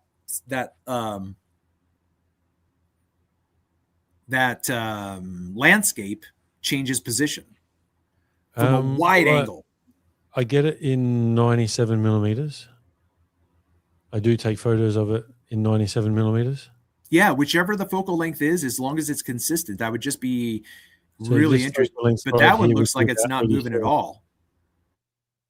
Not at the moment, Right, but because see, this here's is what, only 14 minutes. This is only yeah, 14 minutes. but here's my contrast. So right now we're looking at one frame. Do you have another camera on this day that was zoomed in on the shoreline? Because if you had, let's say, only two cameras, this camera was a wide angle, the camera to your right is going to be zoomed in. If you're looking in the same direction, and the camera that is zoomed in is showing you that whole thing moving up and down, zipping it up and down and coming closer, while the whole wide angle thing isn't moving at all, that would be really interesting. Well, that was hold on a second.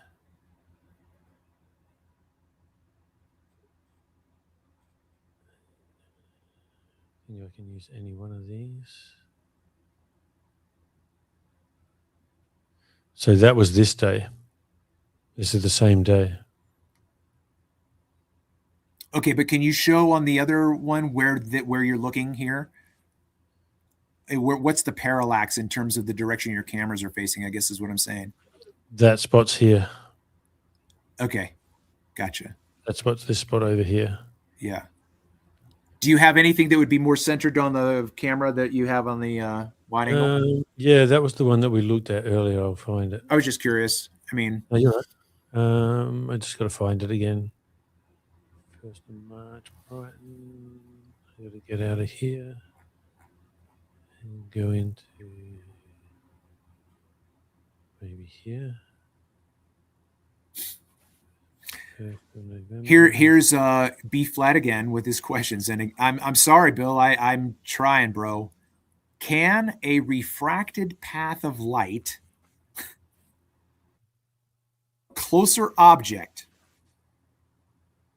overwrite, block the light from an object that is farther away, even though the closer frequency is not physical? Look, man. Yeah, I wouldn't be able to answer that. I wouldn't know. I think that light is physical. Okay. Physics. Light is physics. Light is physical. Light is energy. Light is frequency. Light is vibration. I am more than happy to look at something that you're suggesting, because that's the way I work. I want to see what you're asking me a question about, and then I want to see a control image so that I can say, oh, here's a difference. Like I have to see that. So I don't really understand what's in your mind. I think that you have a specific understanding that, again, you and I don't see eye to eye on this, and that's just the way it is, bro. It's just the way it is. All right. Are you doing something in particular? I can't remember if we're working on something. Yeah, you wanted me to get a more central spot. Oh, that's right. Yeah. We're from the wide This angle is the to one this that we one. were Yeah, looking at. okay. This is the one that we were looking at Nice. earlier. This is at the same time? Yeah. So look here now. Right, I'll blow this one up. Yeah. So you're telling me that right now there's an inferior mirage going on right there? Yeah, so see, you can see all the craziness here now. See right here? You can see this all. Yeah. Right. Okay, I got you. Yeah. So that's why it would be cool if I actually put all these videos together. So there's probably about 10 of these ones. I didn't get the whole day like this, but I did get it all through this period. But the spot we're looking at is right here. This is where that spot is. Are you saying that you want to stitch together the cameras that were zoomed in? No. Just stitch, because I've got maybe about 10. So see how this is 14 minutes? There's probably about 10 lots of 14 minutes from earlier to later. So it'd be interesting to stitch all these together. That is, yeah, I love it. Yeah, that's so wild. What's going on there in those 14 minutes? Okay, actually, look here. This is the spot that we're looking at. So you see right here.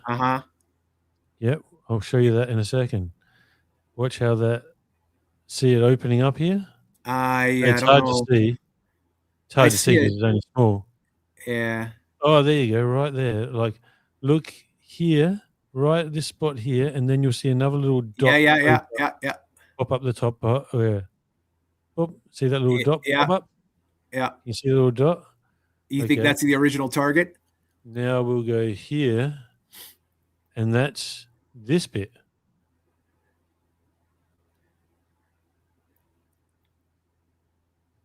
It'll be just here somewhere. That's that little dot there, right? Oh man, that is awesome.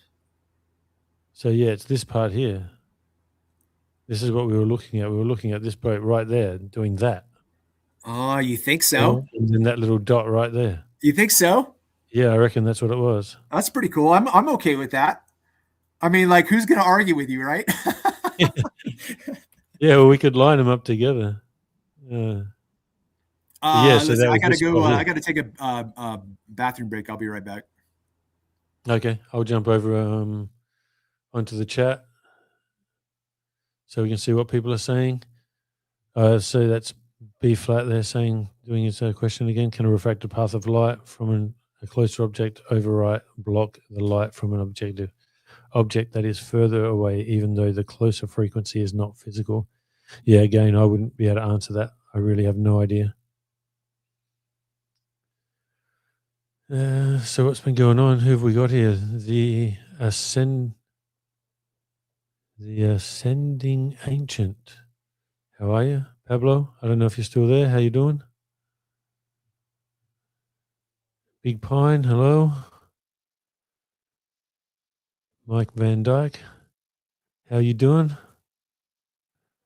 Logical observations. That's what we're doing right now. Going over some logical observations. Marvy, good to see you all in the chat.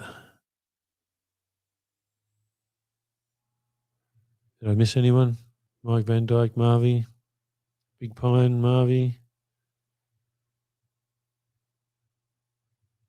Logical. All right, I'm back. What's the time there for you? It is 7:00 in the morning. Oh, right. Okay. Early. All right. Yeah, I went to bed early so that I could wake up in time for the Iron Realm. So yeah, I've been up since 3. Let's see. What was I going to show you? Oh, I was going to show you 2 things. This one.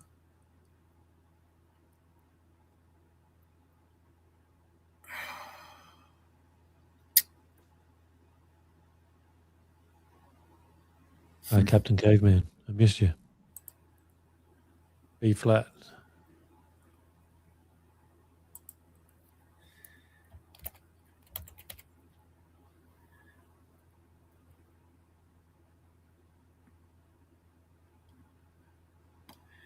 I cannot now find my. Okay, whatever. I'm just going to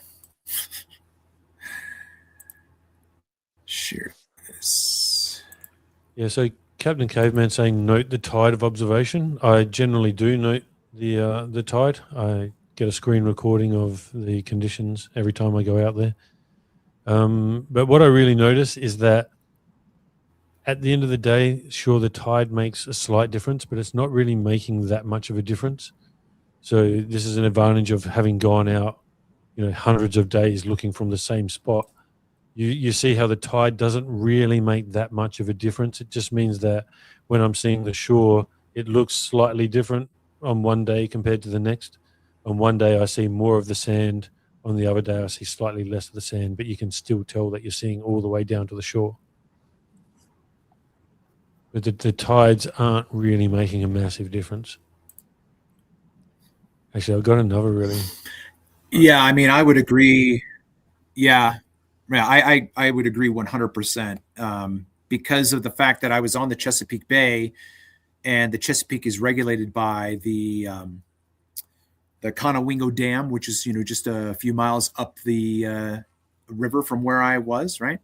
I mean, the Chesapeake Bay where I was at is just an extension of the Susquehanna River, but we have a massive power plant dam that they regulate the ebbing and the flowing of the Chesapeake Bay. So, it can be all the way up to the walk path, and I can't get down to the shore at all.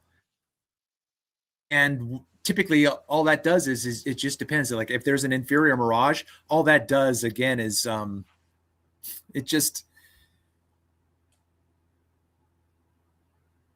I don't know how to say it, man. It's like there was this target on the Chesapeake Bay that is an abandoned sailboat on the shoreline. And for the longest time, maybe 2 or 3 years, I didn't really notice it.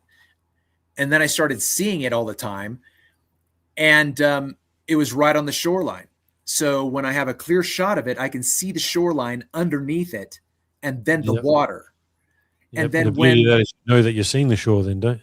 I'm sorry? Because you know that you're seeing the shore then, because if you can see that boat, you're seeing the shore. Right. You've got a sailboat that's beached. It's on the beach, right? And so you know that that's the shoreline. But then when the tide is high, all you do is see less shoreline because the water's up. It doesn't really change anything in terms of the physics of what happens when you're making long distance observations. Does that make any sense? Do you think what I'm saying makes sense? Yeah, basically that's exactly what I was just saying before, that the tide isn't really making that much of a difference. Maybe it really doesn't. No, I mean, it may make a slight difference, like for me, more if it's really if I've got a really high tide and pretty large swell, then that makes a bit of a difference. But if it's a high tide and the water is flat, it doesn't make any difference at all. Very, very mild. All right. So I am sharing the video. Okay, I think I have to stop sharing. Oh. Okay. Now I have to add mine. Oops. Okay. Are you there? Yeah. I can hear you. Okay. Yeah, I agree with India. India says the only evidence for the claimed globe-based refraction is observation of a flat Earth. I'd agree with that. Yeah, that's the ironic part, right? That's the ironic part. So I'm not sure how smooth this is going to be, but this is Heath Carmody's footage. I'm just going to try to skip around and see, because I couldn't find the original footage on my computer. This is the one with Dr. Neve. Yeah. This is pretty cool.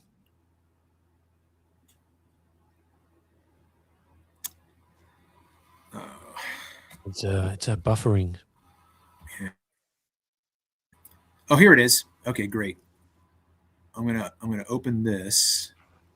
Okay, so this is what I was trying to talk to you about in terms of we're going to see. And can you see my screen right now? Yep. Okay. Yeah, look at all that towering going on right there.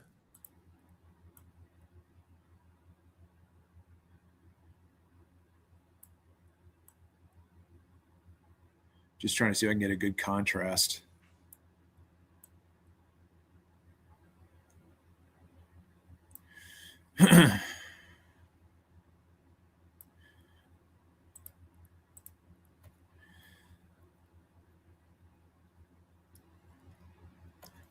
So as we're looking over this still image right now, here's the floor, here's the floor, here's the floor. This is not where the floor stops. In my opinion, this is the shoreline. The shoreline is all the way up here because we have mirage right here. Yep. And this mirage is of this here. And we'll see that a little bit clearer, like right here, right here. Oh.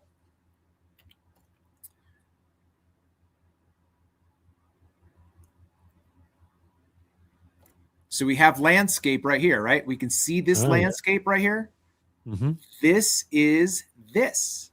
Yep. So then what's this? That's called water. This is the water.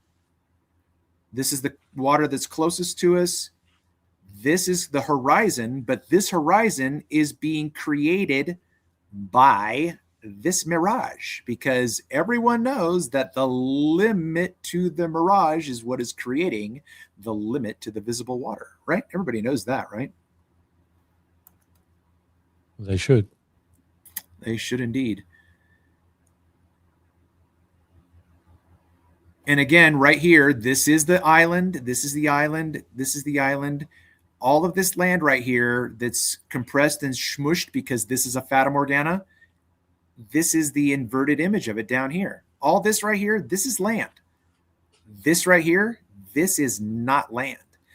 But if you were to stand on the beach and look out with your naked eye and just see the limit of the water right here, you're like, oh, that's the curve of the earth, and this is the island. They think that this is the island. This is not the island.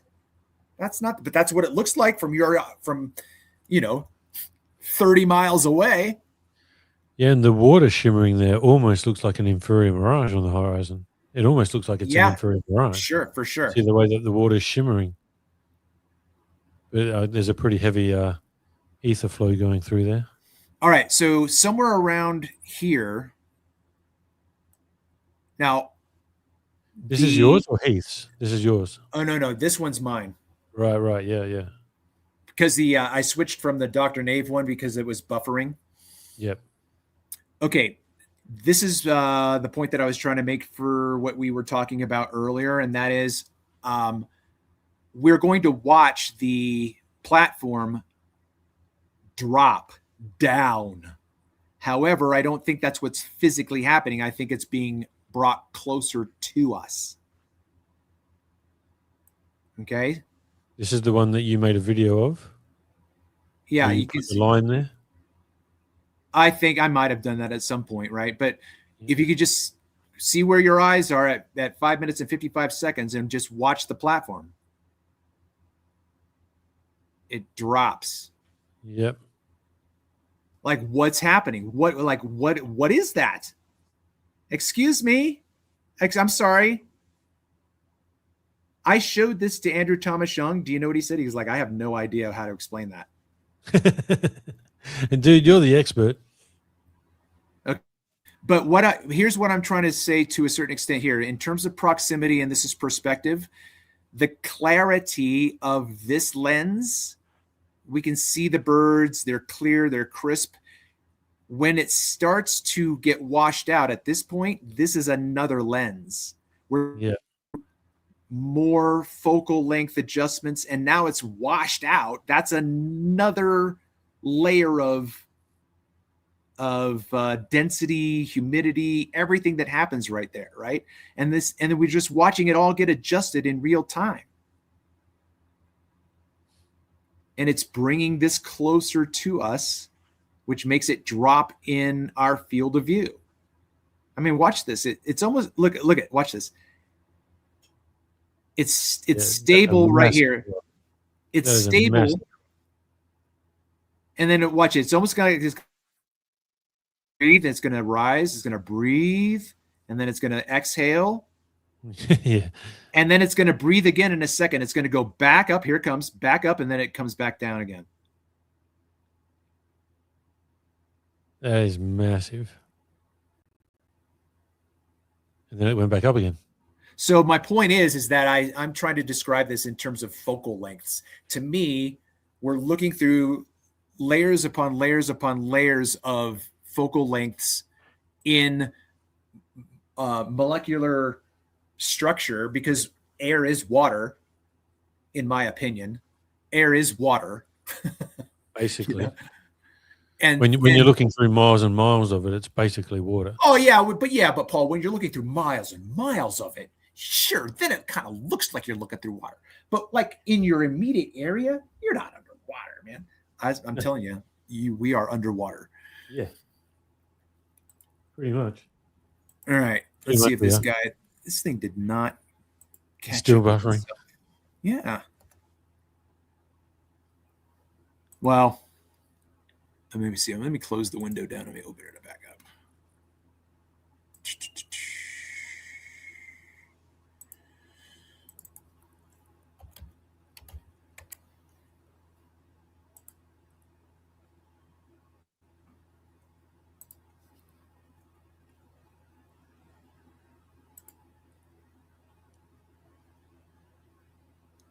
Wow. I cannot believe this is buffering. There we go. Pablo just posted another video 42 minutes ago. Yeah. He said he was uploading it when he was in here earlier. Okay. So here is where I spent a lot of time with Heath's footage from a couple of years ago. Can you see the screen? I can. Yep. Okay. Let me just make it bigger. So this insert here is of a straight line of sight to the shoreline. Here is the shoreline. Here's the ferry boat between this piece of land here.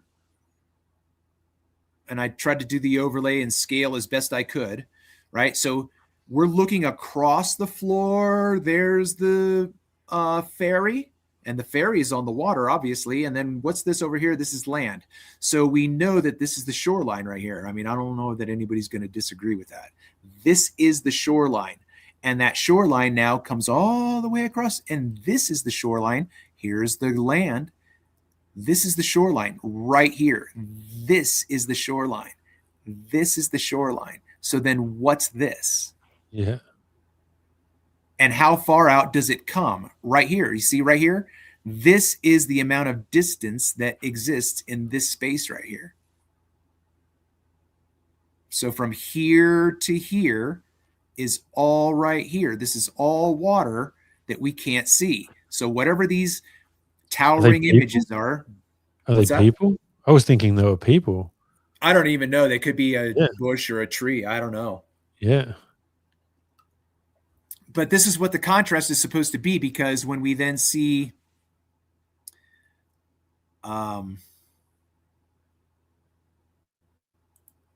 the image without the boat, we see the limit to the water down here. Oops, it's playing.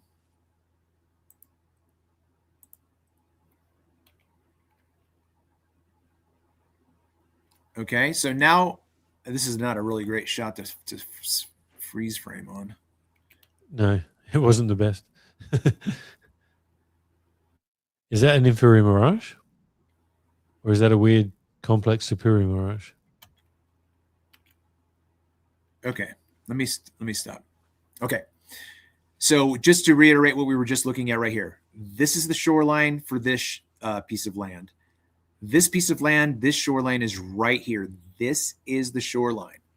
So now when we switch over to, even though it's going to be poor, I wonder if I could change the, let me see if I can change the quality. No, just allows 720p. Okay. So now I kept the arrows where the shoreline is. So now the shoreline is here. This is then not the shoreline, right? But when people look and they see the limit to the water here, here's the water, here's the water, here's the water. I can't see the water anymore. The default is that's where the curvature of the earth is. That's just the default. Yeah, the default is always the moment you can't see past the horizon, or moment anything is sort of a horizon's created, that's the curvature of the earth.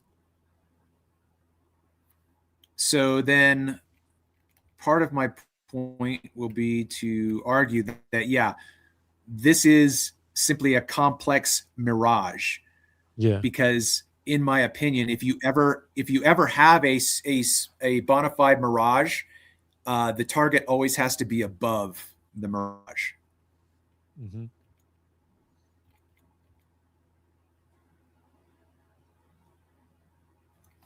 Yeah, that's what I was thinking. That looked like a complex superior mirage or a complex mirage. Yeah. So the shoreline is up here. Okay, here's the shoreline, and so the mirage is down here, obviously. So that means that the target has to be above. There are certain logical conclusions that we have to understand about physics. That when you have a mirage like this, and we can show that, like right here, that's a telltale sign of a mirage, right? You have that greater than sign. You know what I mean? Like that alligator mouth. Yep. And so then what happens is that when those two parts come together, that's your vanishing line. This is where the mirage starts. Full existence is up here, and down below is the optical refractive image down here.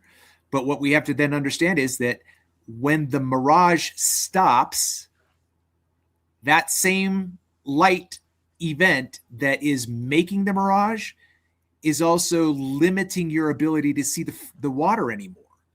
Like that's a force field. you do this. Yeah, you can't see through that. You can't see through it. No.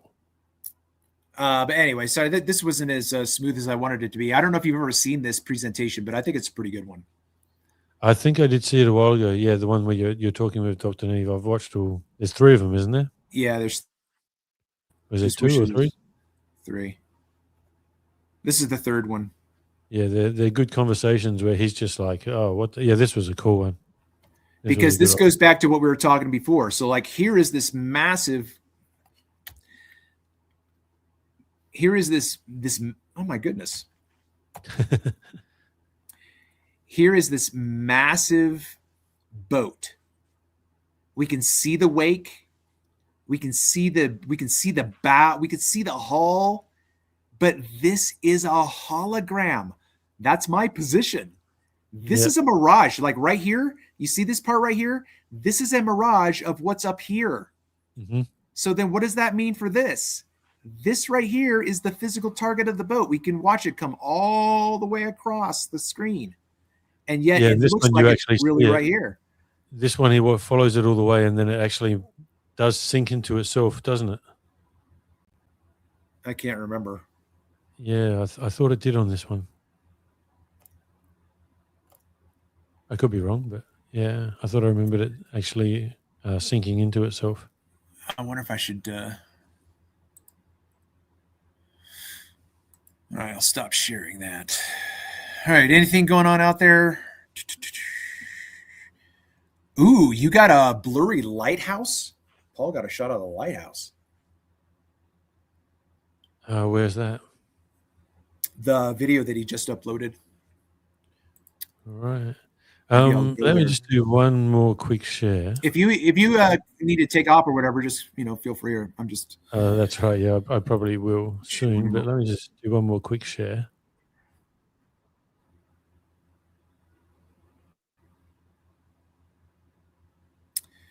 Yeah. Oh my goodness, this is it, man. This is what we're looking at. What Paul just did. Yeah.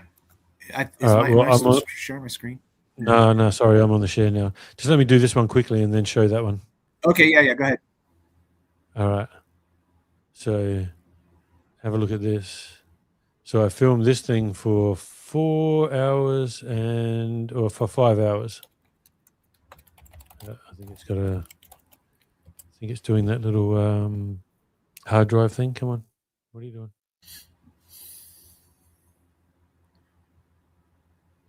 Yeah, sorry, hard drive's just loading. Here we go. All right. So I put the camera on this thing for 5 hours. Now watch here. See where the horizon is right here? Yeah. Yeah. It's this low because it's close. And this is an inferior mirage. Yep. Now, as we skip through the day, look at it rise. Now the horizon's up here. Mm-hmm. Because it's further away. And I can show you something here when we have 2 different boats go by. Now, right there, let me see. Oh, okay, there. I've got to stop it because it's just 5 hours. Let me just do it this way. No, that's way too slow. Yeah. All right. So see we got an infrared mirage here? Yep. There and there? Yep. So see how it's still low down here? All right. So we see it's raised because the horizon is getting further away. So it has raised. But now as we skip a little bit further, and we see another boat just come through. Any second now. Trying not to go too fast so I don't go too far past it. Okay, any second now, but we see the horizon rising. All right, come on. What the hell? Did I miss it? I missed it. Oh, there it is. There it was. There it is. Okay. So you see now, this is actually the whole boat now. That's the, like, you know how the little nose part on boats. Sure. So it's like the little nose part of the boat there. Yeah. But yeah, so now see how the horizon is now up to this point just here, whereas before it was down here. We still had a slight inferior mirage, but now it's come up here. The horizon's moved further away. This is 8 miles away because that's where the channel is. They always come in there at about 8 miles. So this is between 7.8 and 8.1 miles away. And now we don't have an inferior mirage on it. And now what's sad is if you could overlay a screenshot of how this looked at the very beginning when it was a closer horizon to you. You know what I mean? Yep. And then, like say for instance, if you took a picture of that last boat right in the middle of the frame, and then overlaid the beginning of the video just on the left part of the frame, so you could see what the left part looked like where the mirage was, and then you could see, oh, if this boat were here earlier in the video, it would look completely different because there's a mirage right here. Yeah, I mean, I could show you how it would look, but I'd have to go look in the finding for it. But, you know, that would take way too long. But yeah, you would see pretty much. I would say that if the horizon was that close when that boat went past. Oh, that's right. There was another one there as well. But that's a great spot. Is that someplace you can go on a regular basis? Yeah, this is right. I go here all the time. I mean, like you can't beat the fact that you have a gauge right there for the position of the. Yeah, well, this is where I started taking photos of this horizon at 1500 millimeter zoom length, focal length. So that way, then, you know, one day I go in there and I take a photo and it looks like that. Another day I go and I take a photo and it looks like that. I go back another day, it looks like that again. Hey, look, go to the left. Wait, hold on. What comes into frame on the left? Right there. Oh, that boat? No. It's at the very. Oh, this thing here. It's a channel marker. Yeah, but it wasn't there. If your camera's not moving, well, I guess it could be the water. Because like it's not there for. What happened? It did move slightly. A little kid kicked it. Oh, okay. Kicked the tripod, so okay. I just moved it back again. Yeah, gotcha. Yeah. You know, kids. What can you do? Yeah. So some little kid kicked the tripod.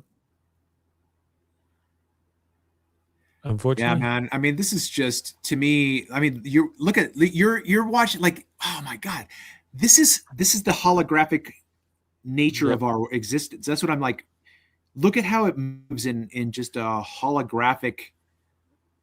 It's just incredible. You know, and this is the thing. Like, look, we go out there with a theodolite on this day, and maybe the cross is like up here or so. Yeah. And then you come back on another day, and you go, oh, now the cross is like here or something on the theodolite. Mm-hmm. Right? It has nothing to do with a curve. It's just the refraction in like a closer horizon compared to a further horizon. And then you get idiots like Ruhif who say, well, you got to get higher. We're like, no. You guys are making the claim that ships are going over the horizon. Nobody's going up on top of mountains and taking photographs of 50-mile away horizons that you can't even see with any clarity and taking photographs and saying, look, this ship's going over the horizon. He wants us to go up on mountains. They just keep moving when we justify and establish our position that can't be moved and can't really be debunked, they completely move the goalposts. Yeah, well, I'm making another video at the moment, which is a conversation I had with Grok.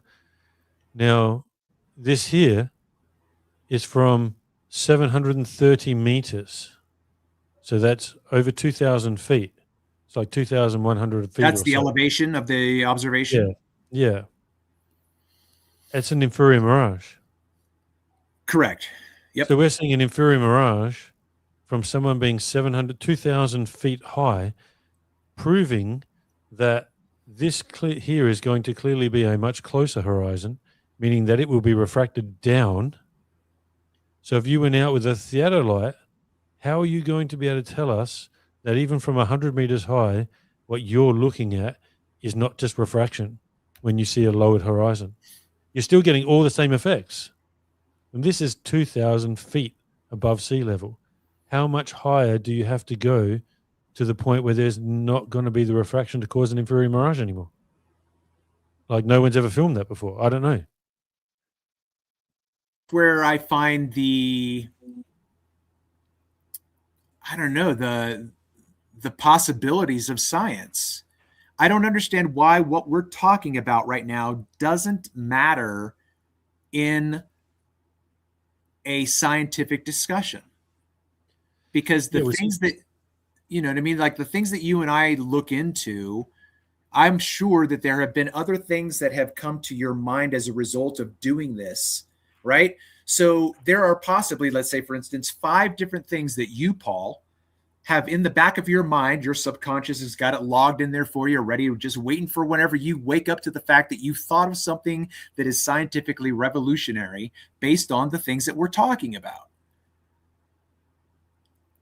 I mean, I do honestly think that the things that you and I and Skyfree and everybody else, these are scientifically monumental points of, I would say, discovery. Yeah, I would agree with that. But you know, the problem is for us is getting the word out. You know, and getting not getting recognition, but getting the what's the word for it? Just basically getting people to pay attention. You know, that's the hardest part. I would wonder if we, let's say, for instance, I've got a library, a public library right around the corner that allows the locals to come in and give talks or presentations. So you and I simply start infiltrating on a circuit of lectures where we are on the ground boots scientists that we just go around and say, hey, schools, I've got these observations and I have a really interest in refraction, blah, blah, blah. You never have to mention flat Earth ever. You never have to do ever. No. Ever. You just talk about the physics of it and then tell the kids, like what I'm saying, like the things that I'm telling you right now, science doesn't have an answer. Like we need you. Like, I don't know how empowering that would be if it's one child who gets empowered by thinking that they can solve this riddle of what, you know, these guys are talking about. That'd be amazing. Mm-hmm. Yeah, for sure. Now, this is what screws Ruhif up. Because Ruhif is going to, let's even say he's going to like 100 meters high. And he's getting his pictures with his cross of his theodolite. But here with this, we know that this is a closer horizon, and we know that an inferior mirage drops the horizon. So if we're getting that from 730 meters, then that just debunks, not necessarily debunks, but makes the entire point of the horizon drop completely mute. There's no real point to it because this is going to drop. So my conversation with Grok after this was Grok, because I mentioned in here something about, well, we always see the horizon rise up towards eye level. And then Grok went, yes, we see that, blah, blah, blah. And that's what we should see on a globe. We should see it dropping. And I'm like, well, hold on. No. Just because it drops doesn't mean that we're on a globe, because we have all these refractive effects from high up. We see all these different things. And then it turned around and it agreed with me again, like, okay, yeah, if we're seeing these things from these heights, then we can't distinguish between whether or not it's refraction or whether it's curvature, and it's an actual drop of the horizon. So it basically conceded that the point was correct.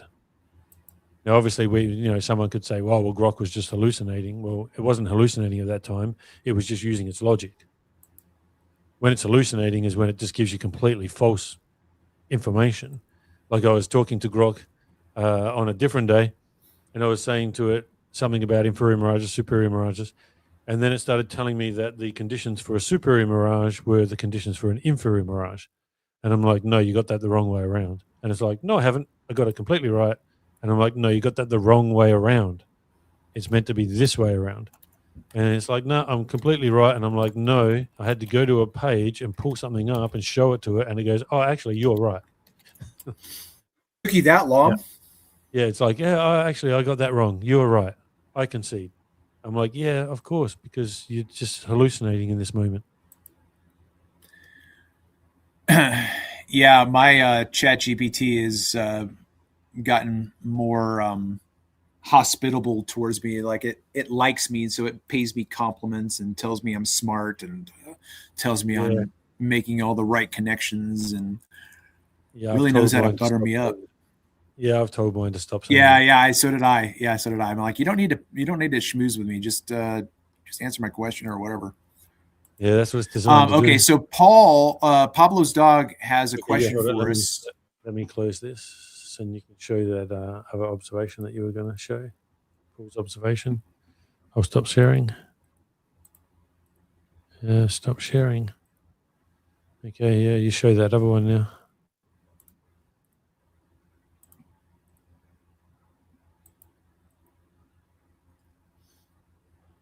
All right, so can you see the screen? Yep.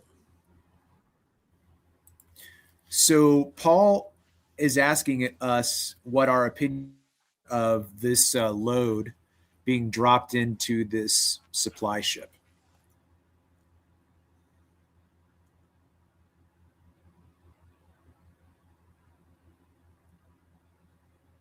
So right now we have Cable? the well here's the cables coming down, Yeah, that's cool.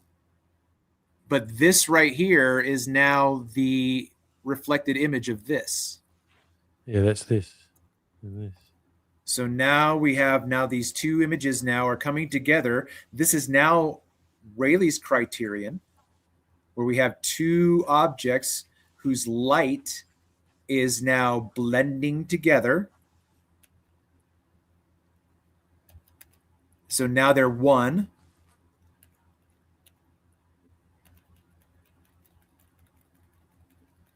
Is this the latest one that he just put up? Or is this No, one that he just sent?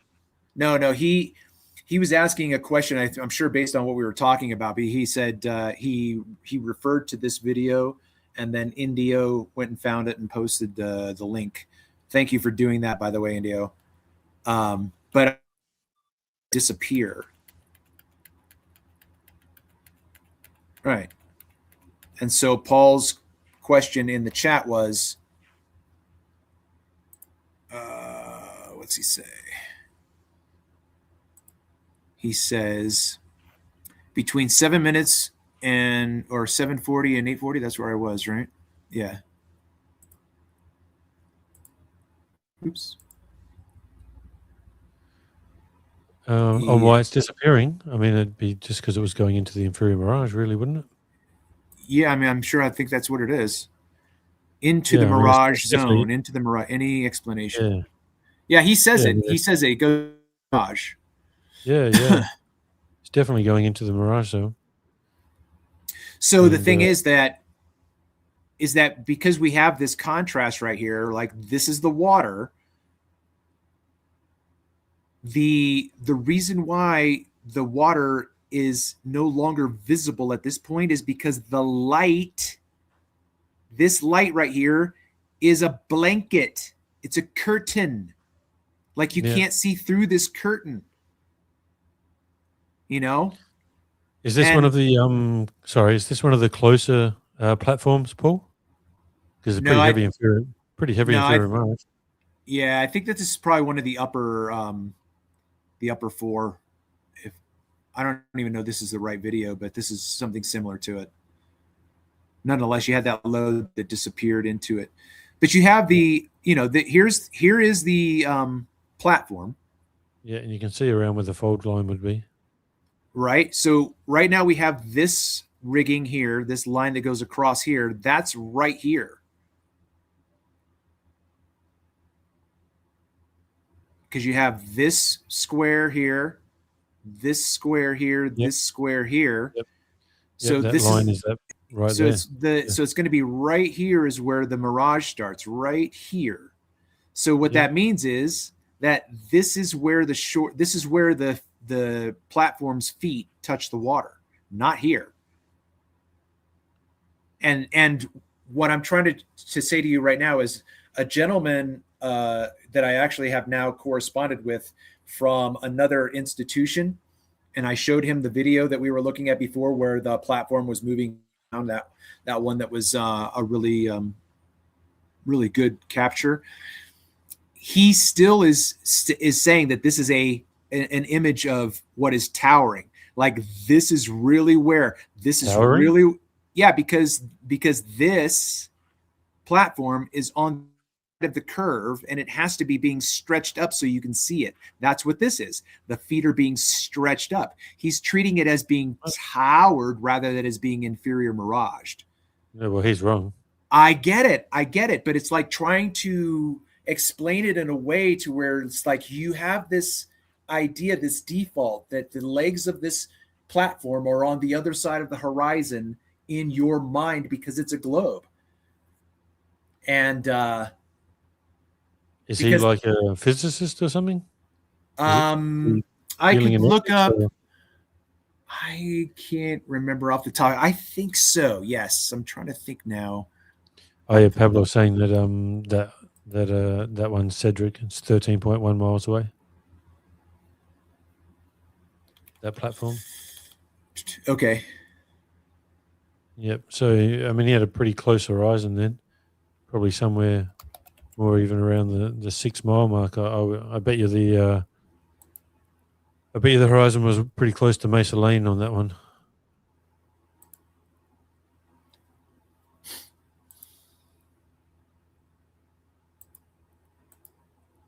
That was cool though, watching that load, whatever it was, dropping down into it. That was a good capture. Yeah, I got another capture the other day when I was going through my Chesapeake Bay footage, and I had the Battery Island, which is a man-made island that had a single-story lighthouse. So it was the old lighthouse, and it's just a dilapidated area for people to go and party and fish and swim and whatever. But on the other side of the island is a channel that is where the barge has to come through. All of the boats go through that channel to go south on the river. So you then know that when you're ahead and you can see the shoreline on your side, and then you can see a boat with a sail on the other side of the shoreline, you know that that boat is right there in front of you on the water on the other side of the shoreline. With me so far? Yep. So then when the boat comes out from behind the island and it's in an inferior mirage and you can't see anything but this weird looking sail that kind of looks really bigger than it should be, that's where Zanuck comes in and says, "Oh, that's not an inferior mirage. The boat's really down underneath the curve." Oh man, Zanuck. Isn't that how so absurd it is that it's just insane? Okay, so this guy's name is Dr. Zanuck, bless his little heart. Valdemar Lane. Valdemar Lane. He is from the University of XYZ in XYZ. I'm not going to, I already gave his name out, so somebody can go figure it out, I suppose, if they wanted to troll. Anyway, this guy is he's a PhD, and I think I'm almost sure it has to be physics, which is why I contacted him. Yep. Yeah. Can I share quickly for a second again? Oh, sure. I want to show you that thing that Zanuck showed. You would have seen this before. This is one that he showed, and he was trying to say. I'll tell you what he was trying to say in a second. I'll show it to you. Oh, what am I doing? Whoops. All right, so we got B flat still hanging out. So is that curtain of light path blocking the light path of the load that is further behind that curtain. All right, I'll try to get to your question in a second, Bill. You ready, Paul? Yep. Can you see this now? Oh, yeah. Yeah. Okay. So you would have seen this one?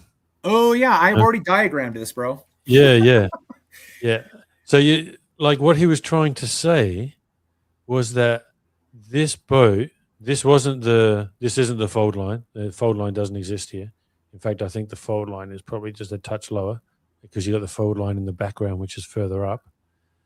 But what he was trying to tell me was that this wasn't the mirage, that all the stuff in the background was miraged, but the boat wasn't miraged. And I was trying to say to him, that's not physically possible because from wherever this horizon is, that means that the mirage starts here. Correct. Meaning everything behind that mirage is in the mirage. Yes. And he's like, no, this is one of those rare cases. I'm like, no, there's no such thing as a rare case. There is no such thing as a rare case that an inferior mirage is created and something is inside the inferior mirage, but not inside the inferior mirage. Oh my gosh, man. And he's just going, no, you don't get it. This is one of those rare things. I'm like, no, it's not. It's a rare thing, like yeah. I was blown. This was the day that I was on Earth Awakenings. He showed this, and I'm like, dude, no, like, look, see how this little bit goes here? You can see that that's where the inferior mirage is starting, right? That's where the water is right here. That's the inferior mirage just above the water there. This horizon's been created by the inferior mirage because that's what the inferior mirage does. It will create the new horizon. And everything behind it is inside the inferior mirage. No, he wasn't having it. He's like, oh, this is one of those rare things. You don't know. I'm like, yeah, I do. And it doesn't exist. Mm-hmm. But yeah, this was classic. I just couldn't believe it. He doubled down on it hard. Everything in the background is in the inferior mirage, but not the sail. That's the whole sail. Like, no, it's not, dude. All right, I'll stop sharing now. Yeah, I just thought. Yeah, I'm pretty sure that you'd seen this because he mentioned you. He said, "Yeah, I've been through this with him." And yeah, like, he did. Yeah, you explained it in the exact same way. Exactly the same thing. You went from a different angle than I would have done it, but our explanation is exactly the same. Yeah, it's just insane. Yeah. And you know what's interesting, Paul, is that in the past, the only time Zanuck and Ruhif and others that came into the chats when we were live on Brandon's show and others with Ranty and stuff like that, like 5-6 years ago. When I was first working through this and trying to figure out how to say things and how to explain it, I would always ask them, what is the limit to the visible water? What's making that happen right now? And they would never answer me, ever. They would never answer me. Earth curve. But they knew that it wasn't. But they knew in this instance it was the mirage. They knew it. All right, what am I doing right now? Okay, so Bill is addressing the explanation that we took to talk about the load going into the mirage. And what I was trying to find was something to maybe use as a contrast. We'll see if this works, Bill. If it makes sense, then great. Let's see, adding this to the stage. Okay. So he said, so is the curtain of light path blocking the light path of the load that is further behind the curtain? I'm gathering I would say yes to that. Okay.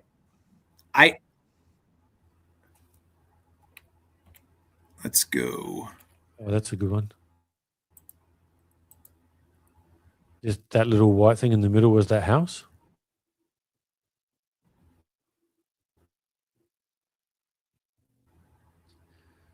So when you're referring to the curtain, you're referring to where where the fold line is. Everything below the fold line is what you were calling the curtain, correct? Are you talking to me? Yeah. When you described it earlier, everything that was below that fold line is what you were describing as if it's a curtain and it's dropping behind the curtain. Because that's where he's saying it shows that. Yeah. So I'm trying to just refresh Paul's video so that we can use that.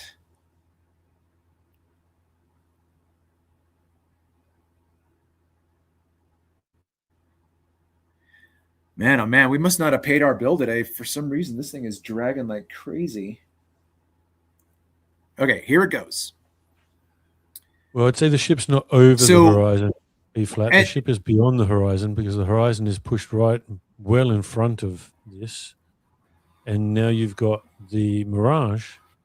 So the mirage is limiting how far you can actually see. And everything below. So when we get to. Yeah, go. No, I'm sorry, Paul. No, yeah, you are. Okay. Bill and everyone else, when you're watching the video play and you can see the cresting of the waves as it's just going up, this is like the flow of a river. The flow that you're seeing is going from right to left, and you can see here's a cresting wave and here's a trough, cresting wave and a trough. The visibility of the wave is possible because it's higher than the angle of the mirage. So the mirage that exists right here, that's creating this inverted image of this boat, the mirage starts up here for this target, which is relatively close to where we were saying is where the mirage starts. Here's the target.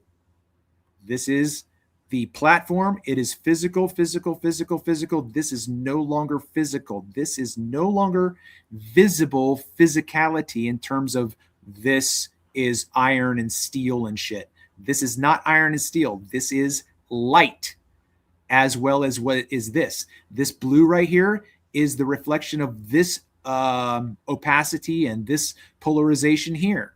The reason why we can see this ship is because it's closer to us in the event. If this ship were to go away from us right now, it would get smaller and smaller and smaller and go up and up and up, and it would just go and disappear.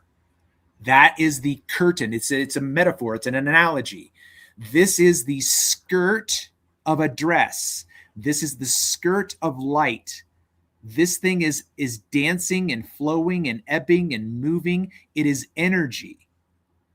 That's how it makes sense to me. I'm just using the word of a curtain because you can't see through this. It's a force field. Mm-hmm. Yeah, your curtain obviously was just a metaphor.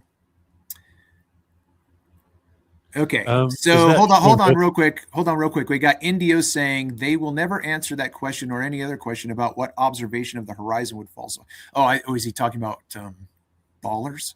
Yeah, I'd say so. Is that all right? So he's. I'm sorry. Say it again. I was going to say, is it where it says liars who's called themselves measured flat now? Is that Sean Hawkins? Oh, I don't know. Yeah. Oh, yeah, that's typical of his thing. Let's see. Bill says, if the water is where you claim it to be, then the ship would need to be over the horizon. The ship is sitting on the water. Yeah, see, this is what happens, Bill. Listen, I agree with what you just said. The ship is sitting on the water to receive the load. I agree with what you just said. So here's my thing in my mind. I think the glitch is in your head, man, because when you say things that I agree with you, but you don't seem to focus on that. You focus on things that like you want to like chew on this and like it's like you have things in your head that I don't deal with, and like you're not arguing against me, bro. Yeah, and I would say nothing goes over the horizon. Like, I mean, as I just showed at the start, which he was here for, when we showed that observation of the area called Kensington Park, where we went from inferior mirage all the way to seeing the shoreline, we can see that there was that catamaran where part of it was in the inferior mirage, but it's not over the horizon.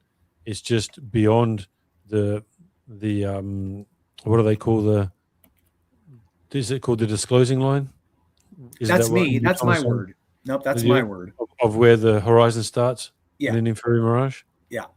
All right. So you've got your disclosing line, which is created by the inferior mirage. And then anything beyond that is going to start appearing to disappear. The literal function of a horizon is that the horizon, as I've labeled it now, is the dividing line of perspective. And you have the perspective on either side. So if you were over on that far side of the horizon and you were on the far shore, when you were looking back towards that boat, your perspective is a ramp. My perspective looking there is also a visual ramp. We both have a visual ramp. Where that visual ramp meets can be the horizon, depending on if we are on equal conditions. Everything beyond either of our horizons will appear to drop below the horizon. They're not dropping below anything. Everything is still always at the 0 point. So your horizon that appears to rise up towards your eye level, that's still at 0. The water at your feet or below your feet, that's still at 0. The water all the way over at the far shoreline, it's still 0. You see this ramping up, and then it's got to go back down. It's all still 0. There's no point where it's not 0, but you see a visual ramp. It's just the dividing line of perspective. If you've watched my entire presentation on it, you should understand that pretty well. I'm not sure if you've watched it, but if you have, you should understand it.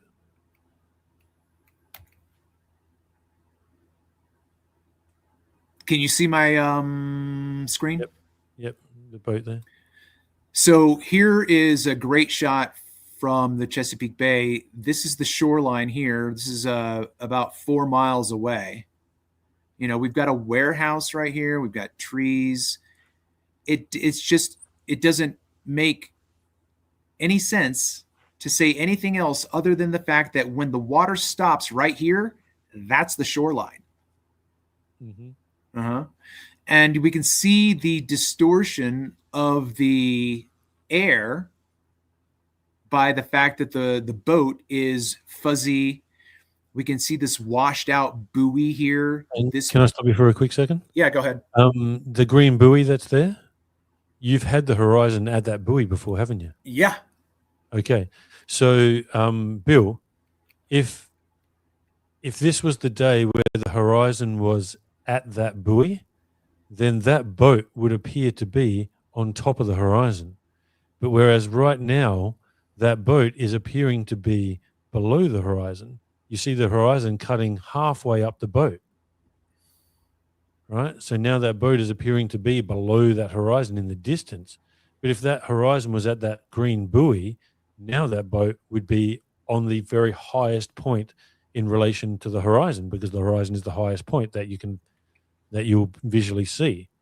So if that then dropped further back, it would look like it's starting to disappear, just the same as that boat that we saw with the load dropping into it was also looking to disappear. It's not actually below anything. It's just appearing this way. It's all visual. It's all optical. Sorry, man. Go ahead now. No, it's okay. I was just trying to see if I maybe had another. Look at that shot, dude. Look at how crisp and beautiful that. I don't know. Do you think that's beautiful? That's pretty clear, man. That is absolutely gorgeous. Do you know how far away that house is? Is that an inferior mirage there? Still? Yeah. So the inferior mirage is all the way real close to the shoreline there now. Yeah. Yeah. That's 9 miles away. And your camera is what, 5 feet? Oh my gosh. What? Your camera is 5 feet? Yeah. Yeah, that was pretty clear. These are clear shots. So here's another shot of the warehouse. Same warehouse. We've got the red buoy, the green buoy. I was just trying to see if I maybe had another shot that had a boat in that area.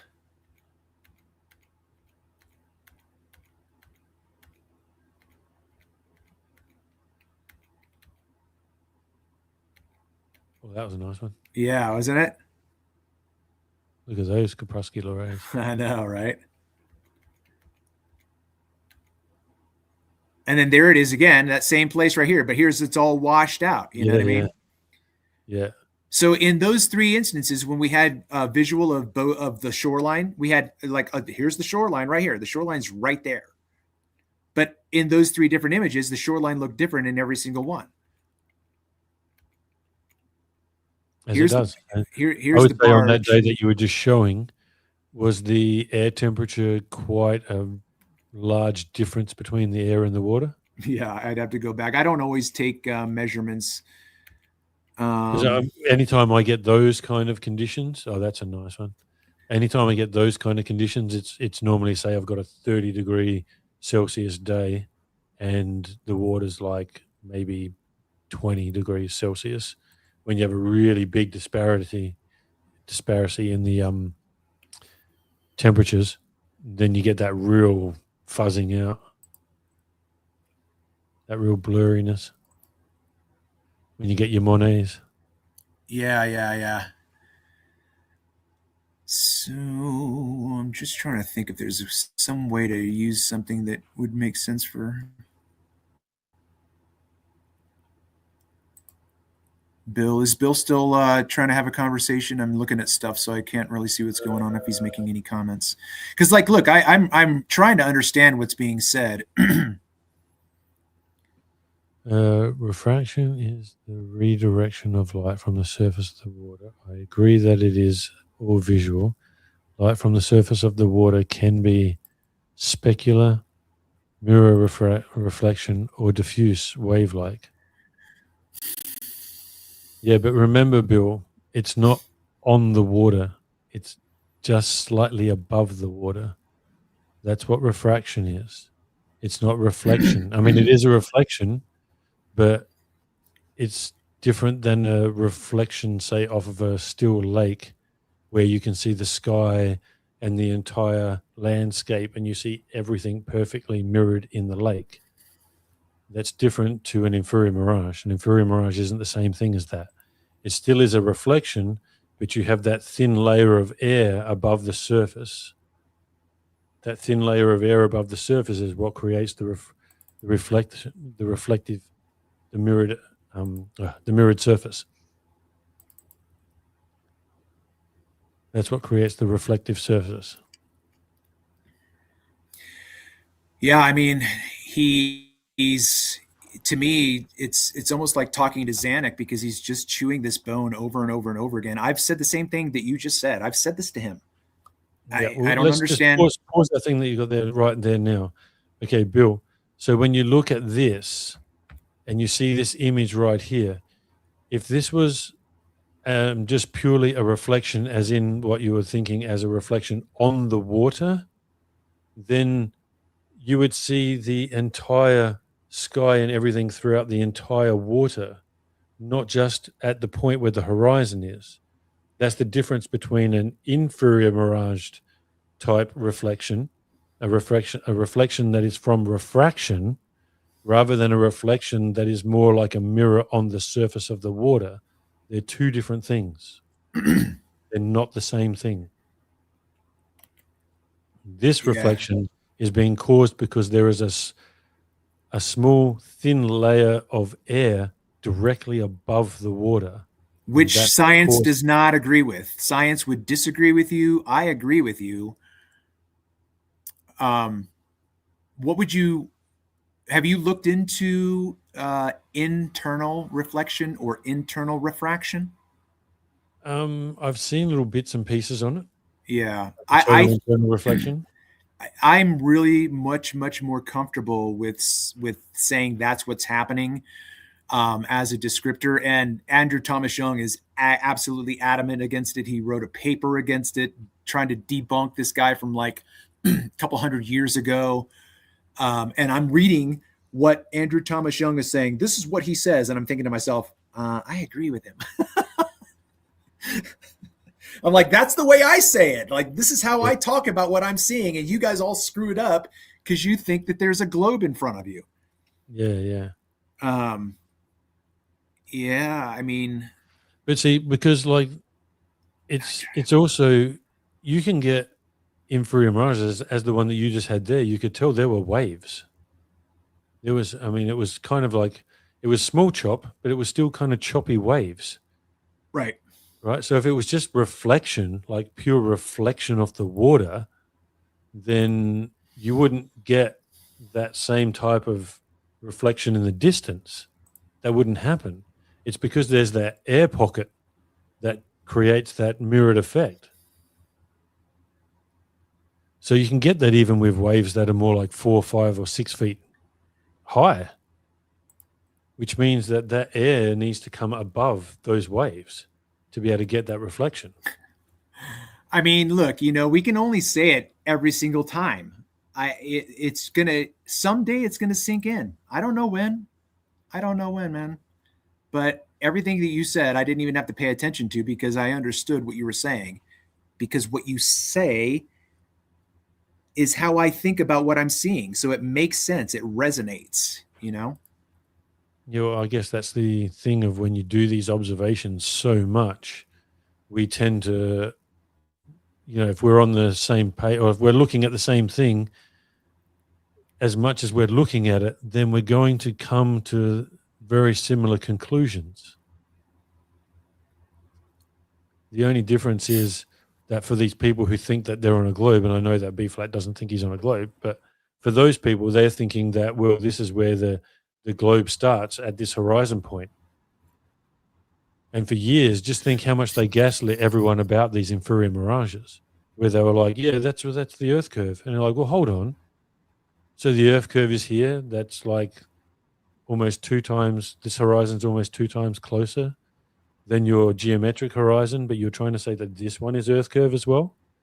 Oh, now look at this horizon. It's almost 10 times further than your geometric horizon says it's meant to be, but that one's Earth curve as well? So it doesn't matter where it goes. It's all just Earth curve? Yeah. Like, Man, I wish I could find the shit that I save and make. I make stuff all the time because I think, oh, this will be good, and I never remember where I put it. I made a meme. Ooh, maybe I just solved my problem. You realize I made a meme to depict what you just explained to Bill. I had a picture of a mountain reflected on a lake, and then I used my footage of the lighthouse in a mirage. Yeah, they're not the same thing. They are absolutely not the same thing. No, absolutely not the same thing. Because any mountain or anything like that reflected off a lake, I mean, you will see it. The entirety of the lake is reflecting that entire scene beyond it. Correct. You will see directly straight down to the shoreline. There's no vanishing line. There's no fold line, which is created by light. Yeah. I don't know how else to say it. It's a field of energy, light. It's just yeah. It's now the light's not reaching that shoreline, so you're not seeing there. The light is only reaching to that point where the fold line is. But that doesn't happen on a normal reflection of the water, which turns the entire water surface into a mirror.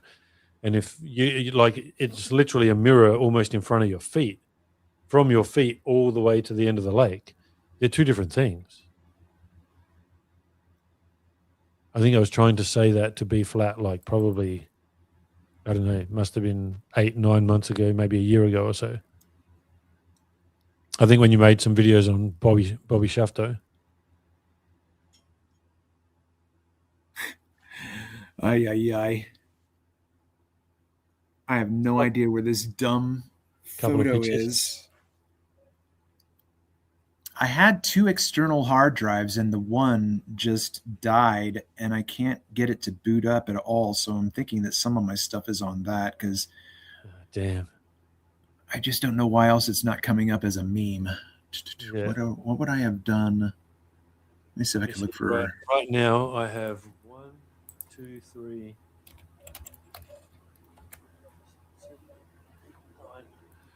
I've got 9 hard drives connected.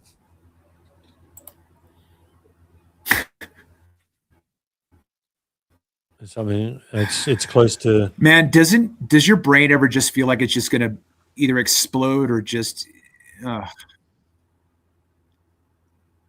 Yeah, and like now, like I said to you, that one day, that November 1st, which was the crazy refraction day, I think I got almost 750 gig just on that one day.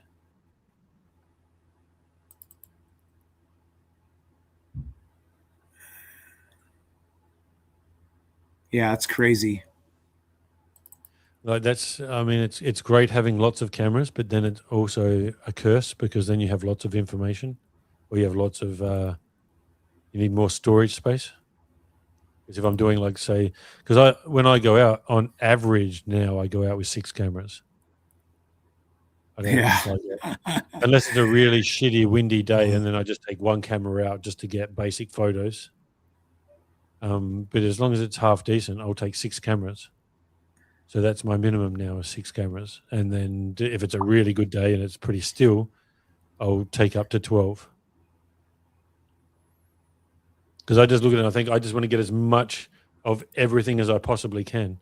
Because I get a bit of FOMO. And then, Yeah. like I've had days where when I had 4 cameras and I'm going, man, I wish I had 10 cameras because there's 4 boats out there right now, 4 ships out there. There's like 6 pieces of the scenery that I want to film, and I need a camera to pan with as well. So really, I need 11 cameras right now because otherwise I can't get all these 4 boats. I've only got 4 cameras. What can I do? So I get hardcore FOMO. So I had to go buy more cameras. So then it became an Hey, obsession. Bill, are you still out there, man? Sorry about that, Paul. Oh, you're right. I'm just rambling. Bill, if you're still out there, yeah. Anything going on with where we're at? Refraction is the redirection of light. Where refraction places specular or diffuse water. Okay. Yeah, that's what I'm saying. That's where that's not refraction though. Bill, it's not a matter of gravitating towards those with whom we agree or not. First of all, I don't want to be right. I just want to be understood. And I think that there is a disconnect because, well, let me just ask you, Bill. Paul went through a pretty elaborate explanation, and I agree with what he said in terms of your question. So, did he speak in a way that clarified anything for you? Because I agreed with what he said, and I'm trying to figure out how to make it so that maybe you understand it, and it's just not connecting. Like maybe back in the software's neurological center of your subconscious, you get it. It's just that somehow you just aren't like, I don't know what to do. I can't figure out how to make that clear. But let me go over. And I'm not trying to diss you in any way or be disrespectful, be flat. But you say that you have people who agree with you as well. But the problem is that those people don't do observations. So they don't actually understand what they're even looking at in the first place in the same way that people like myself, Pablo's dogs, like Paul and Travis, understand these observations. We've done these observations hundreds of times over hundreds of days, thousands of hours. Look, because it's not just a matter of going out there and taking the observation. You then go take 4 hours of observations. And let's just say in my case, I got 4 hours of observations with 7 cameras. I then load each one of those observations from the camera into the computer and I watch every piece of footage. So I'm looking at every piece of footage after that. So it's not just going there and doing the observation, it's then going home and looking at it all after that. 4 times, 5 times, 6 times, 7 times, 8 times, over and over and over again and again and again. Yeah, so it's a totally different kind of understanding on what we're looking at compared to when you say these people agree with you, right? Because they may agree with you because they don't do the observations. So I'm not trying to be disrespectful to you, but a reflection is not the same thing as and inferior mirage. A reflection on water, they're just not the same thing, man. And I don't know how else to explain that to you, or how else to say So that. how about this real quick, Paul to Bill? Bill, if you're watching right now, That's that buoy. yeah, this is that same corridor. But what I wanted to Yeah, point out right yeah, now is we have an alligator mouth right yeah, here. yeah, yeah. Okay, Bill, this is part of the difference between a reflection and this refractive phenomenon that's happening right now. This is never going to happen when you have a straight reflection. You're never going to get these inverted images that blend together at this pivot in this caret. This is a greater than sign. If there was a different thing over here, we might have a lesser than sign somewhere, depending on. Here's a small one. I mean, here's an obtuse one that is just like a big. That's like almost like a parenthesis, right? Okay. This is refraction. This is going this way. It then gets refracted and is bent now going this way. But this image that you're seeing right now is in the air above the surface, and the surface of the water apparently visibly stops right here. And my claim is that that's because this light is behaving as a force field for your eyes. That force field is made up of energy, just like the limit to the water right here is made. The limit to this water is exclusively optical because light swallows up light. I'm going to try to get to another part real quick. Yeah, we're seeing that other one that you had there with the green buoy. That was exactly what I was saying. When we were saying how, like, I said, do you have any footage of that where the horizon comes to that buoy? And you just showed it right there. Oh yeah, you're good. Bill's already said that. He said I've got to go. Okay. Cheers. See you, Bill. He may already be gone now. Yeah, and like I'm not trying to diss him or anything of the sort at all. But he's put so much work into that. He's just not going to. I mean, I'd rather just accentuate the positives. Why do we? But again, if he's just trying to iron out in his mind something to understand, I hope he understands it at some point. But I'd rather us just talk about what we can agree on. Yeah. Because I mean, at this point, when he comes back, and if you and I go live in 2 months and he posts the same questions, I'm like, are you a troll? Like, because have you not like tried to figure this out? Stop asking me this question. My answer is not going to change. No, and for Indio, where you say refraction or reflection and refraction are different things, they are different things, but they're also related, because the refraction, like pure refraction itself, obviously, yeah, that's totally different. But refraction in the sense of, for an inferior mirage, that is still a reflection, but it's a different type of reflection. It is called, technically, it's called total internal reflection. Yeah, that's what I was trying to refer to. It's a reflection, but it's different in that sense, on how, like I was explaining, reflection on when it's just on a lake surface, that's more like a pure mirror, and that reflects the entire water surface and reflects everything in the sky, the mountains, the trees, everything gets reflected.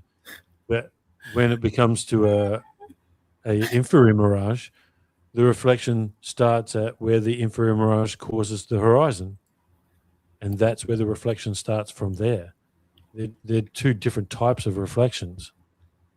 They're still both reflections, but they're just different types of reflections. One is technically a reflection caused by refraction, and the other one is caused by a mirrored surface. Your meme?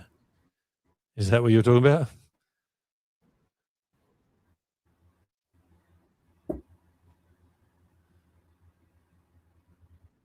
Yes.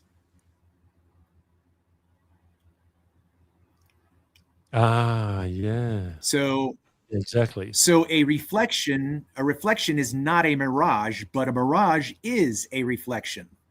So Mhm. here we have everything. Everything is here. Like here's the diffusion, here's the diffraction. That's everything specular that Bill likes to talk about. This is all his specular diffusion. I love it. Nom nom nom. I eat this up. Bill, I love this. This is a reflection off of the water. And when you get here to the shoreline, you will eventually see the water stop and the shoreline start. But when you have a mirage, there's no division between the what appears to be the floor here, right? Here's the floor. This is the water. And then when this happens here, we now think that this is the ceiling because that is the part that we can see above this part. So we have the Yeah, that's floor, a the good way to floor. say it. A reflection isn't a mirage, but a mirage is a reflection. That's a good way of saying it. Yeah, I mean, like I had to try to think of how to make this make sense for people because it would just be arguing over and over and over again. I'm like, why is this so hard for people to understand? And it's just, I don't know. Like you can clearly see that there's a difference between this and this. These are not the same kinds of things. So India is asking, do you? I'm going saying, do you know if anyone has ever done a visible light and simultaneous or nearly with an infrared, where there is a mirage in one and not the other? So I don't think that when it comes to an infrared mirage, that an infrared would cut the infrared mirage out. That's correct. I have footage of that. I borrowed BLMSB's converted infrared camera and Yep. photographed. Yeah, I photographed mirages. The infrared cannot cut through the Yeah, I wouldn't have thought so. spectrum. I think it sort of more just cuts through the haze. Yes, correct. That is correct. It was a much clearer, a much crisper image, even though it was filtered through the red of the infrared filter. But yes, it was a much clearer, less hazy, but you obviously still had everything that the Mirage is. It didn't go anywhere, didn't change, nothing changed. All right. That would have been my suspicion. I am thinking that I'm going to wrap this up. Yeah, no worries, man. It's Yeah, no worries. 5 minutes to 2 a.m. here. Oh, is it really? Yeah. Yikes. Okay, man. I'll catch you later. All good, brother. No worries. Thanks for having me. It was a bit of an impromptu thing, but it was good in the end. It was All right. Awesome, man. Thanks a lot. I've got to get over here to StreamYard. Thanks, everyone, for being here. All right, Paul. Thanks so much, everybody who's out there. The 6 of you. Hopefully, there are 6 of you still watching. Be so kind, if you wouldn't mind, to remember to like, comment, and share the content. Even though, live streams are just kind of willy-nilly. It would be nice to go back through this and cut it up into pieces so that it would be sectioned out. But I ain't got time for that. Okay, I'm bouncing out of here. I will catch you on the next one, I suppose. All right, awesome, man. Thanks a lot. See you, Paul.